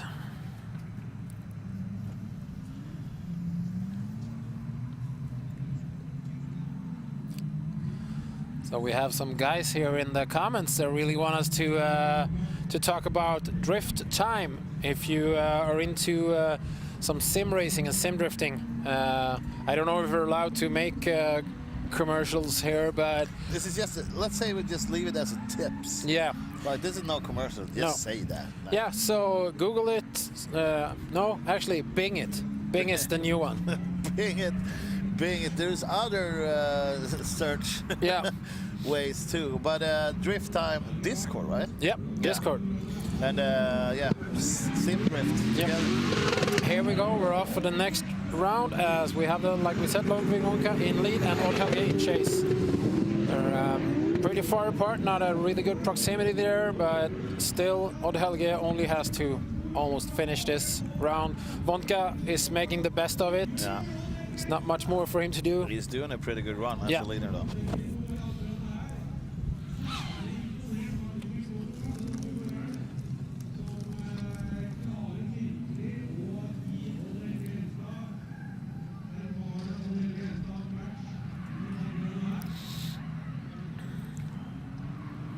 So then we have Hampus ready with the flag. It's time for him to show who's through to the next round. We have a lot of Norway versus Norway and Sweden versus Sweden in this top 32. Would be nice to have some. What happened to the Danish guys? I don't think we have any Danish guys through. There was a lot of them, a lot. No, but I think there was a few of them. Yeah, one of the guys was really good, but I think he had some issues. Christiansen. He made a really good run, but then he had some issues. Okay. So yeah, no Danish guys on this bracket. We have Norwegians and some Finnish guys. They have to go home to Copenhagen and ride their bike instead. Yeah, få åka på hygge. Jag måste till centrum. Ge mig en öl. Det vill inte jag ha. I don't want that. That was Danish. That's all. Yeah. As far as my Danish reach. Here we can see in the comments they're really happy with the tip we left. It's going to be a lot of 12-year-olds in the chat now, they say, because they love sim drifting. Dude, I love sim drifting as well, but alone, because I'm so bad at it. Yeah, let's see. What will Hampus tell us? The judges are... Oh, we have a one more time. And then we have 2 votes on Odd Helge Hellstad. That means Odd is through. Yep. And Ludvig Wonka is out. Yeah, he can now go back to the pits and take part in the normal Gatebil drifting, if you want to do that as well. That means that only one of the Wonkas is in the top 16. I don't know if they're brothers or cousins or even related. But they're at least in the same team. Yeah, then you see, then it's probably related. They're team related. Yeah. It's like gang related, but team related. Yeah, gang signs. Here we have a full Swedish battle. This one is going to be interesting. This one is going to be a bad one. Alfred Grimberg in lead and Kevin Brunberg in chase. Let's see what the guys can do. They're off. Kevin Brunberg had some hard time during the qualification, but he managed to save that. What happened? Yeah, but he just went straight through. Yeah, he's on the door of Alfred Grunberg all the way through. Well, looks like he went for the knees. He was just charging. He's aiming for the. I'm gonna eat that Nissan. So what happened? And now we're back on the Volvos again. The guy in the start of the comments was like, "Oh, a Volvo that drifts, my life is complete." And we had the answer in the comments as well. Yeah. Welcome to Sweden. All Volvos drifts. Yeah, all Volvos are drift cars. So let's see what's happened here. Yeah, it's a little big correction. Oh, a large correction for Kevin there in the transition, and then, but then he Maybe this flies up to the door during the end of the outer zone 3. Maybe this wasn't so bad for Brunberg as I thought when I saw it the first No, time. he saved that really good, but had some small corrections. I think the judges will deduct some from. Now it's time for the guys to change place, and let's see what happens. And these are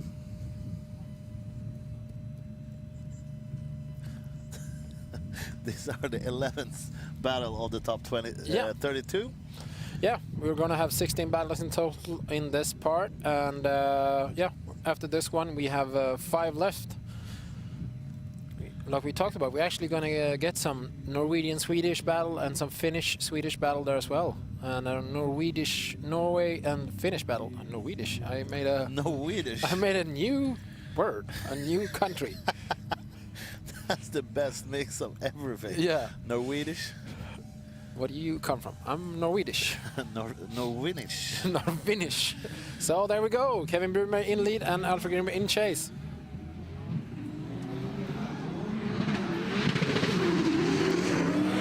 And Brunberg has been looking solid for the week. Yeah. But Grimberg's car is so fast, so let's see if he has to go on and off throttle here to keep it good with Brunberg. It's a little bit shallow on the angle from Brunberg in the end there, but Grimberg is on the door. Have you had some contact, or is it just that the bumper is no more? Whatever happened, the bumper is no more. But, Yeah. Yeah, let's see what where there were contacts. Yeah, you can see that Brunberg, Grimberg and Jim Olofsson talk a lot, because Grimberg is almost as fast out of the car as Jim Olofsson. I think that's a little competition between them. If you can't win the contest. Yeah, just please be fast race. out of the car. Here you can see, yeah, was good. So let's see what the judges think of this. Is there a contact there in the smoke? I mean, they distance there pretty much, so maybe he nicked his own bumper, or was it the back of Brunberg's car that, yeah. Maybe they have to stop using plastic everywhere. Actually, I mean, there's a manufacturer in like US that make them in really durable plastic that you can just drive over. I don't really know why any drifter has here in Europe hasn't got like really good sponsor deal with them. You only need one kit, and then you can just run with it. Maybe that's why. Oh yeah, it's such a bad. It's such a good product, so it's bad for it. Yeah. Everybody bought one. Yeah, and then you don't need to buy more. So let's see. Hampus is not deciding, but he's showing us the result. Yeah. We have a triple for Grimberg. Alfred Grimberg is through to the top 16. Yeah. So, yeah, I mean, we had some mistakes from Brunberg there in the first part of the battle. So probably that was what made the big difference in the end. And we will go through to the next competitors. That will be Tor Anders Ringnes against Tony Averstedt. And Averstedt is being driving really good this whole weekend. He is a guy that charges full on. But I mean, also Tor Anders Ringnes, like the Rakkestads egen sen, as they say in Norway. He is with his R90 Supra. He's a hard-driving drifter as well. Now we're off. We have Ringnes in lead, and we have Averstedt in chase. Yes, we do, and there's quite a gap in between them when they get to this last section of the course. Yeah, we have Ringnes going good in last section, but Averstedt was pretty shallow there, so don't know if it was a mistake before or what happened there. We got some replies here. Yeah, the kit, of course, they're polyurethane. It's not plastic. My mistake. I should have listened on the chemistry lessons. Could we not claim that? Yeah, the manufacturer should be, as a tip for you all, KBD body kits. Buy them, sell them, drive them. drive over them. Yeah. Use them as they're supposed to be used. Yes. Try to destroy them, but do not succeed. So let's see. They're Yes. going back down, and we're gonna change places. We have then Tony in the lead and Ringnes in the chase. Soon we will have our top 16 Yeah. set. If we look at, like we talked about, the Norway-Swedish battle, of course, we have some Finnish guys that we haven't seen yet, but let's see. It's a lot of Norwegians. It's a lot of Norwegians on the other side of the bracket. We have... It's only Morten. That's yeah, Swedish. and Filip Ågren down and in the Ågren, bottom. yeah. So only 2 Swedes from the first 8 that's ready for the top 16. Yeah.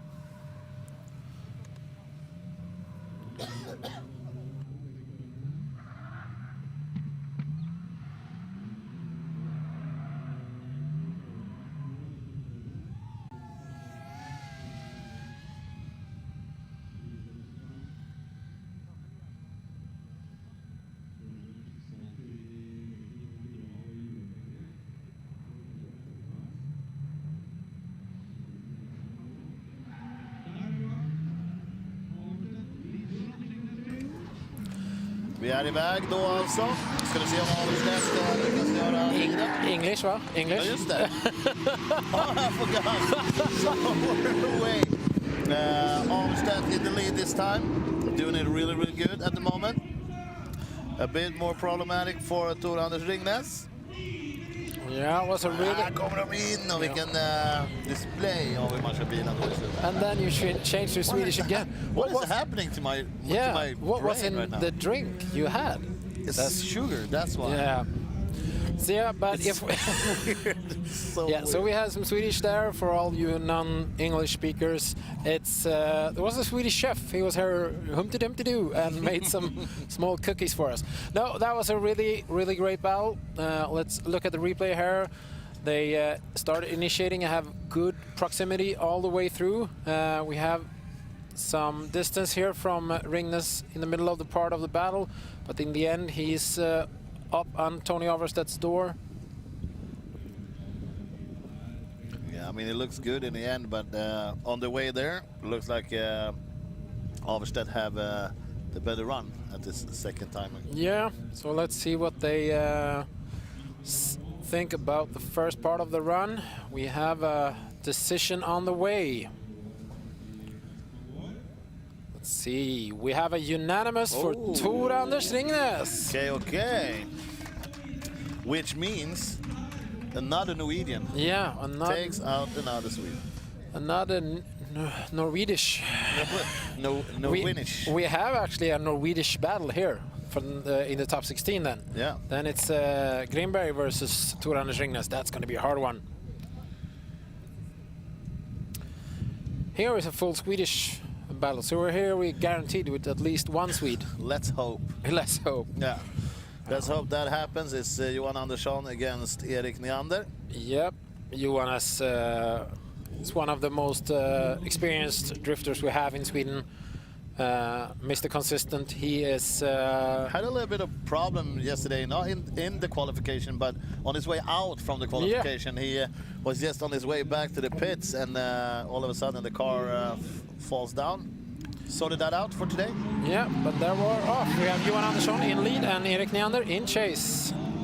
Johan is drifting really nice. We have some distance between the cars, but let's see if Neander can dive in and close it up here in the end. Doesn't look like that too bad, but... What a solid run. Yeah, Johan makes a really good lead run. That is, like they said, make as close as a qualifying run as you can. Did you see how long I waited before I said that was a good run? Yeah, and you didn't jinx it. No. So the cars are... I'm learning now. Yeah, good. I don't want to jinx these guys. No. One of my favorites actually, Johan Andersson. Yeah. But I'm not supposed to be biased, but I am. It's okay, as long as it's a Swedish driver. Yeah. Sorry, Norway. No, we love you too. Sorry, Norway, you got the oil and stuff. Yeah, Just be happy with that. You got the salmon and the oil. Let us get the drifting. Yeah. Yeah, you got the oil. You can sell the oil to us or whatever. Yeah, we got the drifting. Yeah. Sorted. Looking real bad for the drifting right now. So, what do you guys at home think about this battle then? Who's gonna win it?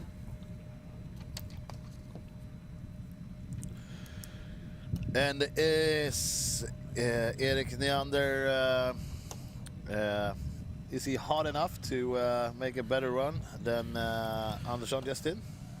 I think it's going to be hard, but of course, we have seen Neander deliver at this level before. He won a drifting competition at the Gatebil Series. It wasn't the Drift Series, but a competition at Gatebil last year. So he's a good driver, and now he's in the lead. Of course, and they all are. Johan in the chase, yeah. Wouldn't be a other. We have some... Andersson is having some problems? Yeah, I don't know. Johan is a little bit offline, and he misses the transition totally there. He's back at Neander's door, but not really what happened with Johan in the middle there. This will be after the good run from Andersson. That will be a tight judgment. You know what happened? You jinxed the second part of the run. Stop it now. We started talking about Norwegians, and then it's all downhill from there. No, we like Norwegians. Yeah. So what happened there? Let's look at the replay. Was there a mistake in the end, in the beginning for Johan, or? Are you related to Johan Andersson? Yeah, all we Anderssons are related. We came from one father. He had a lot to do. Yeah, pretty good guy. He's a nice guy. Yep. Like the drifters. Yep. Yeah. All the Swedish guys. Yeah. So it looked like Johan was a little bit delayed in the start, and then he never got in the run on the way. So let's see what the judges think. This is gonna be a hard call for them. I get the feeling that both of the drivers knows. They feel it. Yeah. And I think it's gonna be on Neander's side. Yeah, Neander, he's stoked. He's pumped up. He's jumping around. That's good. No, it's unanimous. Whoa, Johan, yeah. Maybe we didn't see it, or maybe we thought things were worse than it was. Yeah, I mean, there could be something they saw in the first part of the battle that made it a 0 for Erik or something like that. So let's see.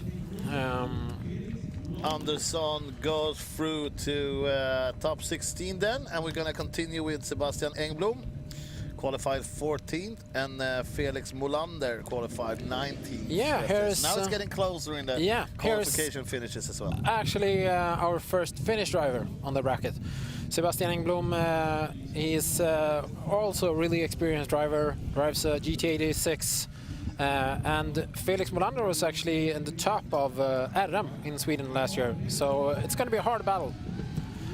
Let's see if they get the flow going and get the lines as they want them. Yeah, we have Sebastian Engblom in lead and Felix Molander in chase. Looked like a really big correction for Felix there. Ooh, there we have some contact.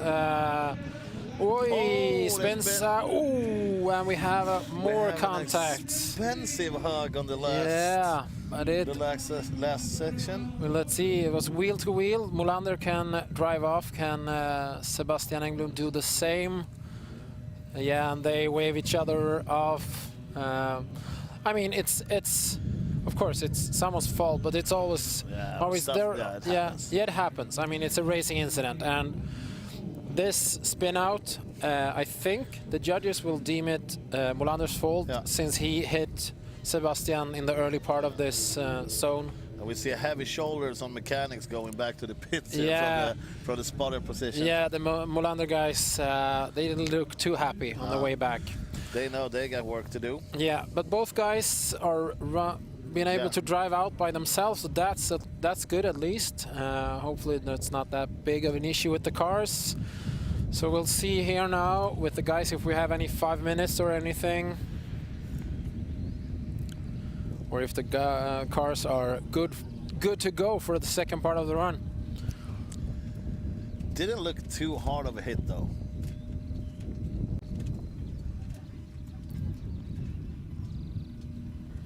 Peter in the comments says it was a love tap. Yeah. Oh, he's trying to put in some commercial for Morton here, I think. Team Love Tap, yeah. We see what you do there, Peter. I don't see it all. I just bought it and went for it. I would say it was more of an elbow.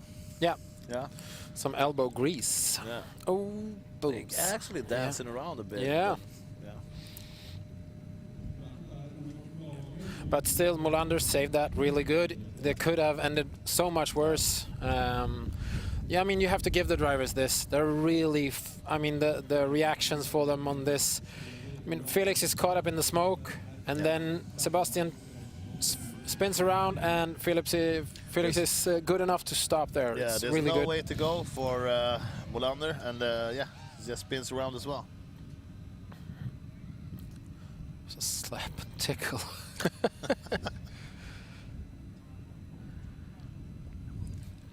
Peter can sell sand in the desert. We know that. Peter is actually one of the guys that, yeah, he could sell sand in the desert.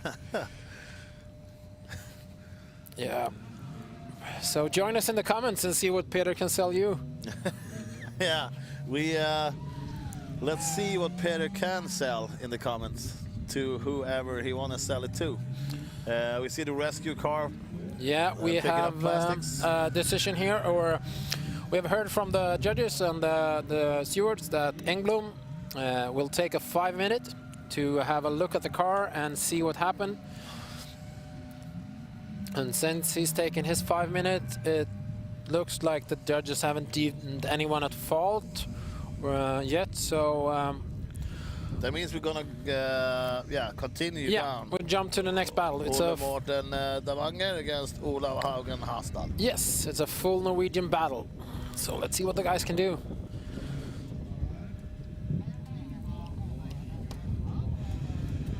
It's getting windier and windier. No one told me it was going to be this windy. Yeah, then I'll bring my wind coat. From Roadaware. Yeah. Yeah, I mean, at least you know where to buy your clothes when you're at this event. Or, I know where I'm supposed to go. Or if you just have an internet connection, you can go to roadaware.com and order something nice for you, your friends, your family, your enemies. That's so not commercial. No, it's just a... You're like, hey, a little bit. You think it's windy? We got wind coats. Yeah. Yeah, right over there. If you think it's raining or sunny, we have umbrellas. Or the Jim Olofsson hats. Yeah, that was a bestseller, huh? Yeah, it's a nice hat. You could look like a cool beach boy and a redneck at the same time. Yep, that is actually what Jim looks like most of the time. The best model. Work on the side. Whatever happens on the side doesn't matter to him because he's too busy having fun. Let's see what happens if they're gonna be able to send this away. Linus is holding the guys, it looks like. Ole Morten Davanger qualified 6th, and Olav Haugen Hasdal qualified 27th. Yeah, it could be at the judges still looking at the last battle to see what happened there between... So the organization is like this. We got the judges 6 meters up in the air. Yep. We got Max telling the starter that the judges are done, and then the starter let them go. And now we get to hear, like we talked about, that it was actually Felix Molander that was deemed at fault. Yeah. So that for means the first hit. Yeah. So that means that Sebastian Engblom hasn't have to use his 5 minutes. Okay. So he get a reasonable time. That's usually around 10 minutes to fix his car. If Molander has damage on his car, he has to use his 5 minutes now. So he's not allowed to do anything on his car now. I don't think so. At least he has to use the 5 minutes to be able to fix his car. Nice. And there we go. We're off. That means the judges are done, and the 2 Norwegians are away, Ole and Olav. Yeah. And it's Ole that leads. And Olav Haugen Hasdal in the Mercedes as a chase car. That's a really cool car, and that's a really inspiring guy. Have you spoken to him? Yeah. I did, like the speaker here yesterday, Ariel, he said that if he was gay, he would love to be together with Olav. Let them. Yeah. I mean, that's a little bit off topic, but for you to know, he's a great guy. A little bit off topic. He was also yesterday when we did interviews. I don't know if we showed that yet. He started to talk in Norwegian, about some warrior Yeah. kings. So all the Yeah. Swedes should like. Yeah, they look should over their watch shoulder. out for some old Norwegian guy. I laughed, but Yeah. I didn't understand too much. No. Hum-ti-dum-ti-doo. Some oil talk. Yeah, so there are guys on the way back for the next part of this battle, and after that we only have one full battle left. Of course, we're going back to Sebastian and Felix to see what happens there.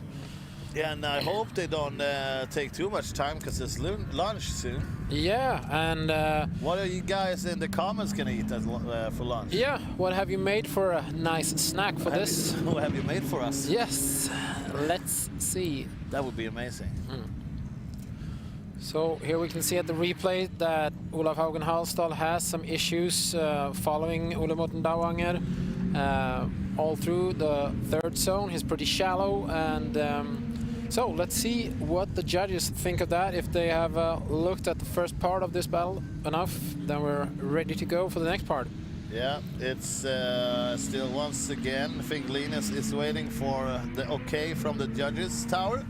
Now he's got it, the thumbs is up, and Ola and Olav is gonna do it on their own around this track. Here we go. The Norwegian mini car and the Norwegian normal car. We talked about this yesterday. That one is so rally action inspired. I like it. I like it a lot. Here we have some divings for Ole Morten Dauanger, and he's off there. He got problems almost all the way. Olav Haugen Halsdal made a really great job there. Too much sauce. Yeah, but then what happened for Ole Morten Dauanger there on the way into the third outer zone? Is that a full dirt drop with two wheels off?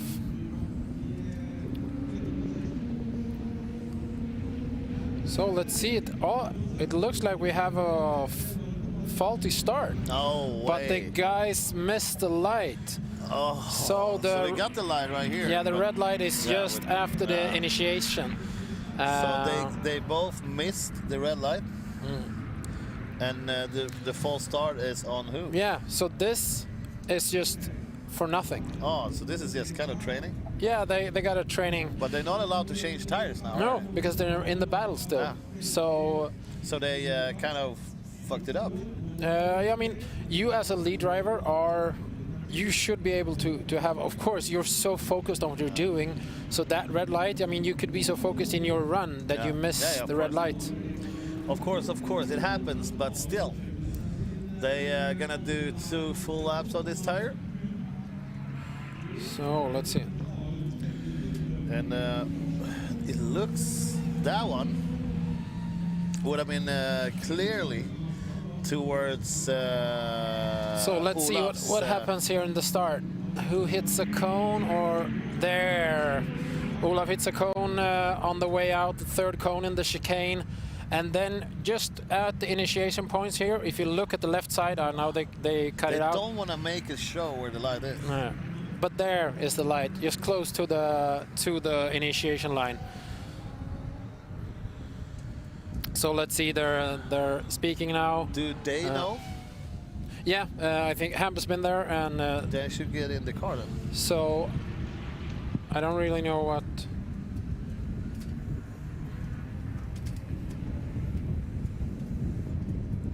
Maybe they don't want to take another one. We don't want to. Oh, it's so. Oh, it's such a small touch. Yeah, that's just a touch, actually.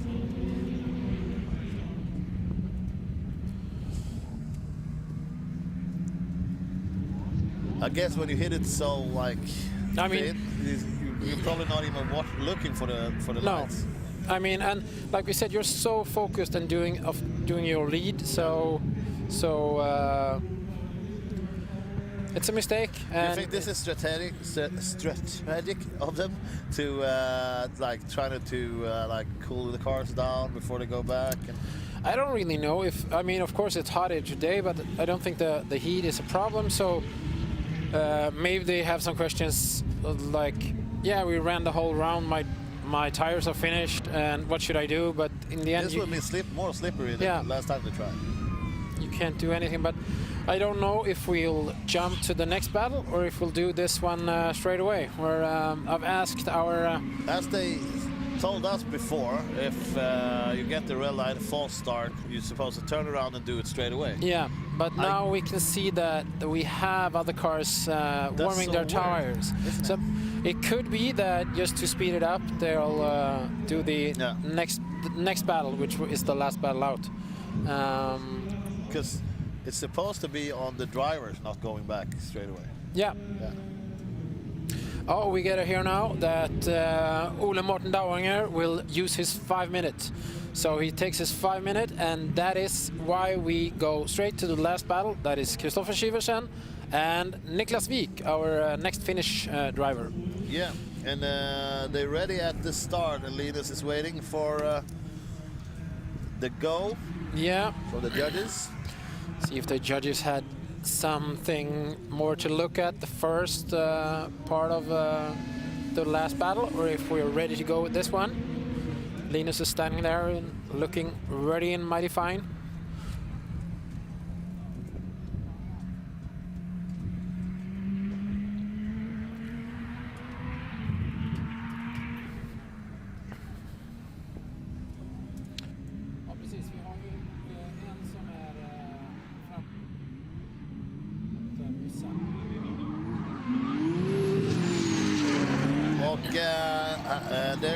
They're on their way. Kristoffer Syversen is in the lead, and Kristoffer is doing a really great job. He looked good during the whole weekend. Yeah, the whole weekend. But that was okay. It wasn't in the right part of the track. So once again, the chase car don't even have to drift over the finish line. No.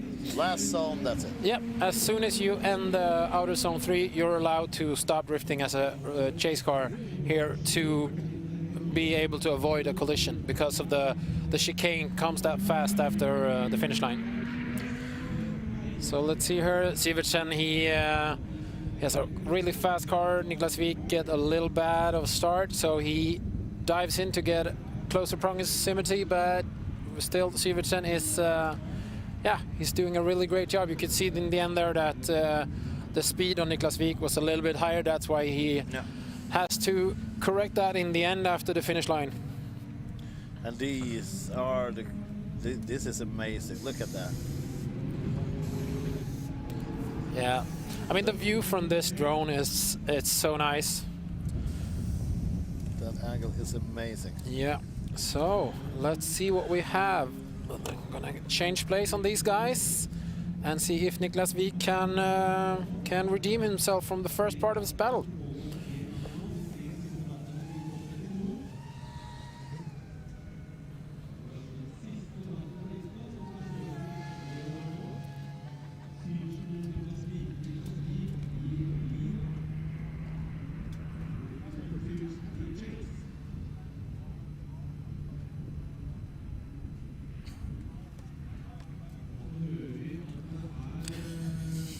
Cliff, we see what you did there. Old nasty you in the comments. Yeah.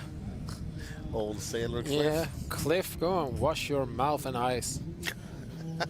Watch the cars, Cliff. Yeah. We're here for the cars.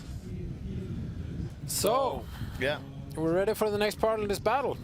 We have Niklas Wijk in lead and Kristoffer Syversen in chase.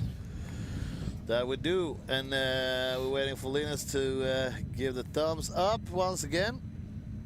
Yeah.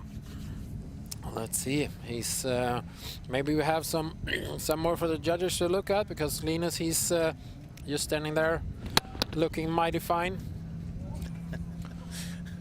Yeah, I heard he got a good twerk as well. Yep. Actually, we said that he could be the one wearing a skirt, but he wasn't his time to shine. He loves too much to drive the machines, and that doesn't work in the skirts. That's what he said. He was here until 12 last night. Everybody was home, and he was just driving machines. Yeah, he was just around with all the machines you can find. He was just moving stuff around. Yeah, not in a cool way. No. Just dumb, almost. Yeah, he just want to drive the machines.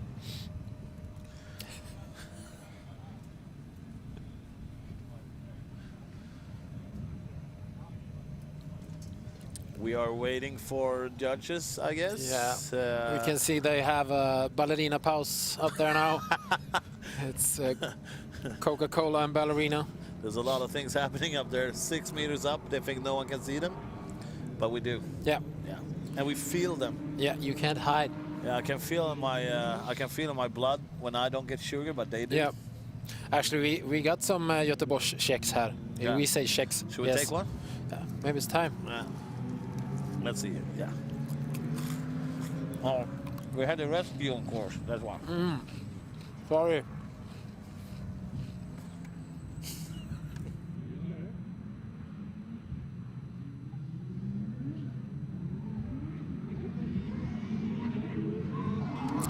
And we're back. We have Niklas Wik in the lead and we have Kristoffer Sivertsen in the chase. Let's see if we can do a really good lead run. This is looking good so far. Snappy transition there and over to the outside turn 3. We have good proximity there. We have lost Sivertsen in the smoke. That's where we want to see him, or at least almost not see him. That's how close he's supposed to be. Actually, yeah, and I think, okay, I'll say it. I think this will fall on Sivertsen's side, and I just spilled. Yeah, we had an incident. We need clean up in aisle 3. I was also thinking about that when I put my Coca-Cola on the paper. I'm not smart, but I'm beautiful. Yeah. That's what my mom said. And she's not lying. So, what do you guys think? Will it be Norway or will it be Finland?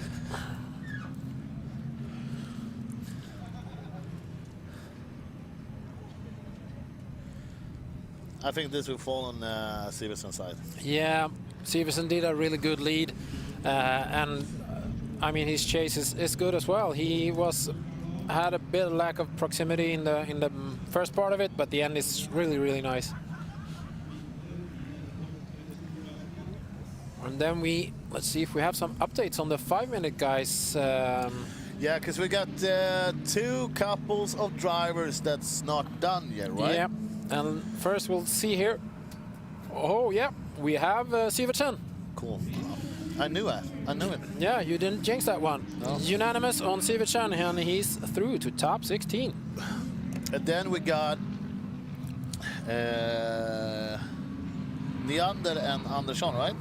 Yeah, first we have Sebastian Engblom and Felix Molander, where Molander were deemed at fault, so Engblom got a reasonable time to fix his car, but we haven't heard anything back yet. How's that going?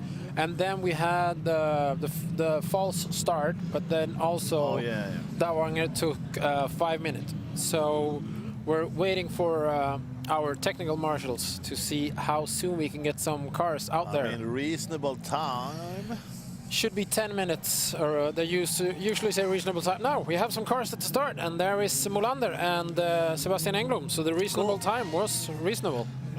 That's so reasonable.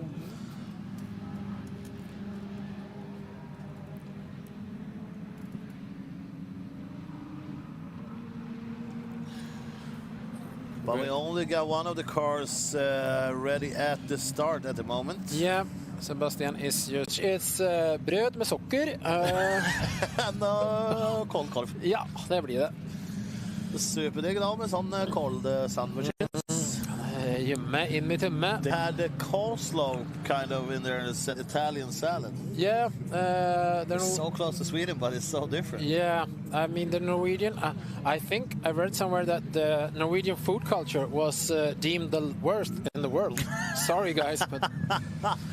Now, after those 10 minutes on Engblom, he has to use his 5 minutes because it's a leakage in his car. Oh my God.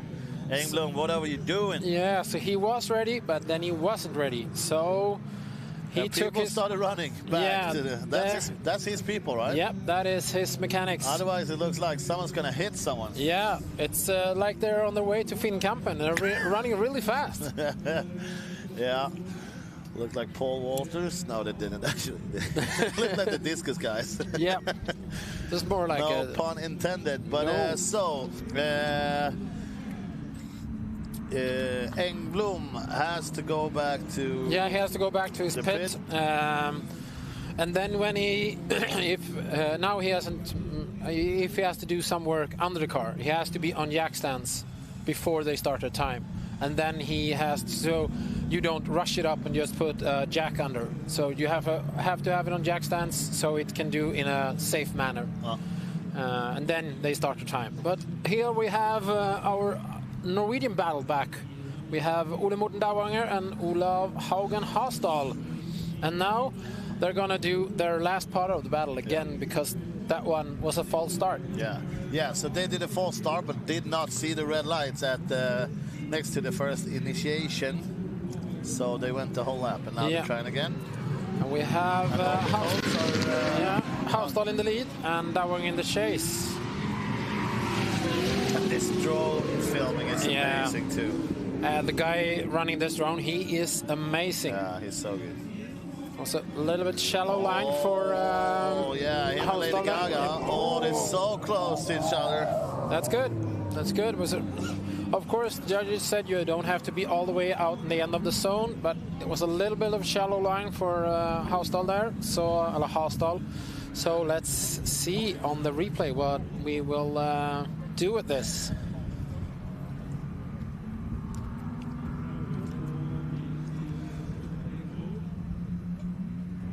Follow each other pretty good. You see the shades get a little bit too straight into that last stop and go. Yeah, and Hasdal is a little bit shallow in the start of out of zone 3. Maybe he thinks his car is longer than it is. He finds the line, but a little bit too late. So we'll see what will the judges think of this.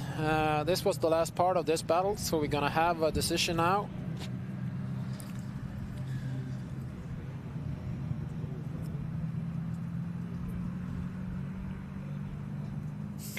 Look at that. Yeah. Look at that beanie. Yeah, that is actually his racing helmet. It's FIA approved. He can run with that one. It's also really good evidence on how good the Norwegian fashion fashion is looking The fashion industry here is lusekofte og en liten lue. Lusekofte og tomtehatt. Ja, da. Business. So, let's see what we have here. Det borde vara supposed to be Olav. We have Ole Morten Dauanger. I'm so wrong. Yeah. Sorry, Olav. So, it's such a long time from the first part of this battle, so we probably forgot everything. Yeah. So, but we have Dauanger. I'm just voting because of the beanie, of course. Yeah. There we go. And then we have with us that he's used his 5 minute now. So if he's got a problem in top 16, he can't use his 5 minutes because that is done and done. And let's say, in this sport, you would like to have more than 5 minutes. Yeah. We will wait and see when they're done working on the car. We will have a fast commercial break and we'll be back soon.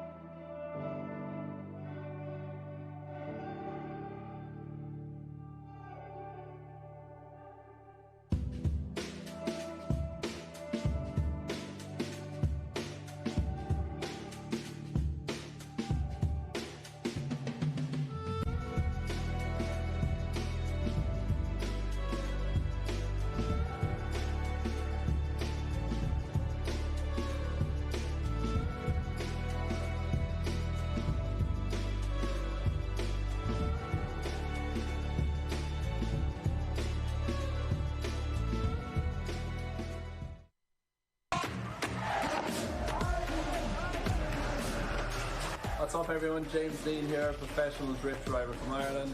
We're going to be going to Gatebil Summer Festival this year in June 15th to 18th. We're taking the Falcon Powers Eurofighter and I can't wait to see you all there.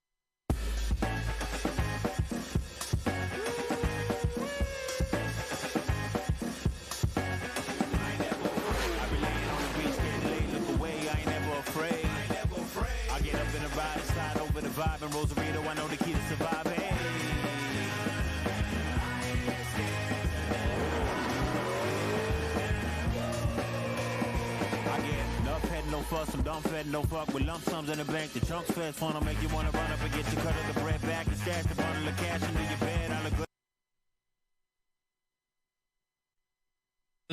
Vi är tillbaka i... we're back. Yeah, we're back racing. Dude, it's the third time I'm doing the wrong language. It's something with the sugar in the Coke. This is supposed to be my job and stuff. You're no Coke for you. I mean, Coca-Cola. No Coke for you. Yeah. Where's the bathroom, dog? Yeah. Have to clean the bathroom. We have still no cars at the start line, and we haven't heard how's it going for Sebastian Engblom with his 5 minutes. He got reasonable time to fix his car. He went back to the start line and had to go back to the pits and take his 5 minutes because there was some leakage. Yeah, and they discovered the leakage when he came to the start. So, am I allowed to say something about that? Do you want to jinx it? Yeah, actually, I probably will. Yeah. But go for it. If you've been having your reasonable time, fixing your car, going to the start line, and it's leaking, then there's more than you found before, and the feeling that he won't fix his car before it's too late is kind of I feel that. I mean, there could be, it was such an intense time with those 10 minutes, so it was something they missed to look at. So True. We'll see. And that means if Engblom is not coming to start, Molander still has to do. Yeah, he has to do lap. like a by run. Yeah. At drift. He can't just drive through it as a Sunday look. Now it looks like we have both cars at the start line. We have both cars at the start line. So let's see. And there's Molander in the lead. Engblom is supposed to chase, as we see all the positions of the cars in the start as well. Yeah, and this is the second part of this battle. Yeah, I mean, and it's been taking a while though. Yeah. They've been putting some hustle in to get this win. This is also a thing for the judges. Now they go back to this battle that's been a time back, and the judges have to remember, how was that battle? And we're on our way. Molander first. Yeah. Oh, straighten up straight away. And there Engblom spins out and also hits Molander. That could so much be Molander's fault. Is it a restart? Was that a restart that they... so Engblom was really quick at the start. We got a bumper laying around there. Did he hit his own bumper on the way back? Yeah, no. He was like, I hate my bumper. I didn't even like that bumper. So someone is hitting a... Oh, okay. It was Engblom hitting the cone on the way out. Yeah. Both drivers saw, or at least Molander saw the... Yeah. The red. But could that be that Molander went slower before Engblom, and no, that's why they hit each other? Engblom hit the cone, so the battle is over. There's a restart. So. Oh yeah. But I mean, like the reason why they hit. That was probably that Molander saw the red light and then slowed down. Yeah, and Sebastian didn't realize that Molander had slowed down. It's not supposed to be easy in this heat. They were taking minutes and reasonable times. This battle is not supposed to be finished today. No, this is the battle that eating up our lunch. Yeah. Yeah. So now we're gonna. But we don't care because we like doing this too much. Yeah. But still, we're gonna have Calcoro for lunch. Yeah, we'll be here all summer. Actually, I'll be here all summer at least. You'll be somewhere all summer. Yeah, I'll probably be here as well. You're selling clothes on rodaware.com. Now they're away though. Here we go. We have Molander in the lead, Sebastian in the chase position. Sebastian is a bit all over the place. Let's see what's happening. Molander is going really good in the last part of the track. The outer zone, he feels it good. Oh, yeah. Molander been sharding his car with hot chocolate, right? That was good. So, how's the Finnish drivers doing? Question here on the comments. We only had 2 of them, and no one is through, right? No, Niklas Wijk went out against Sivertsen, and Engblom is the last one. Yeah. So we'll soon see how it goes. Yeah, after a lot of tries and extra minutes and restarts and cone hits, it's time to see. This will actually be the last battle of the top 22 as well. Yeah. It's 32. 32. Yeah, we have actually 32 cars. Yeah, that's amazing. I've always seen 22 of them. Yeah. Been sleeping for 10 of the cars. That's good for being me. Yeah. Usually I slept through the whole finals. What the best lead in top 32? Yeah, that was a good run. That was a good lead. It was. Let's see what the decision will be. Yeah, let's see if we have the flag in the air soon, and then we should have a decision. Hampus, the young gun, decision maker, as his father. Yeah, he works triceps a lot. And making decisions all day long. So... And here it comes.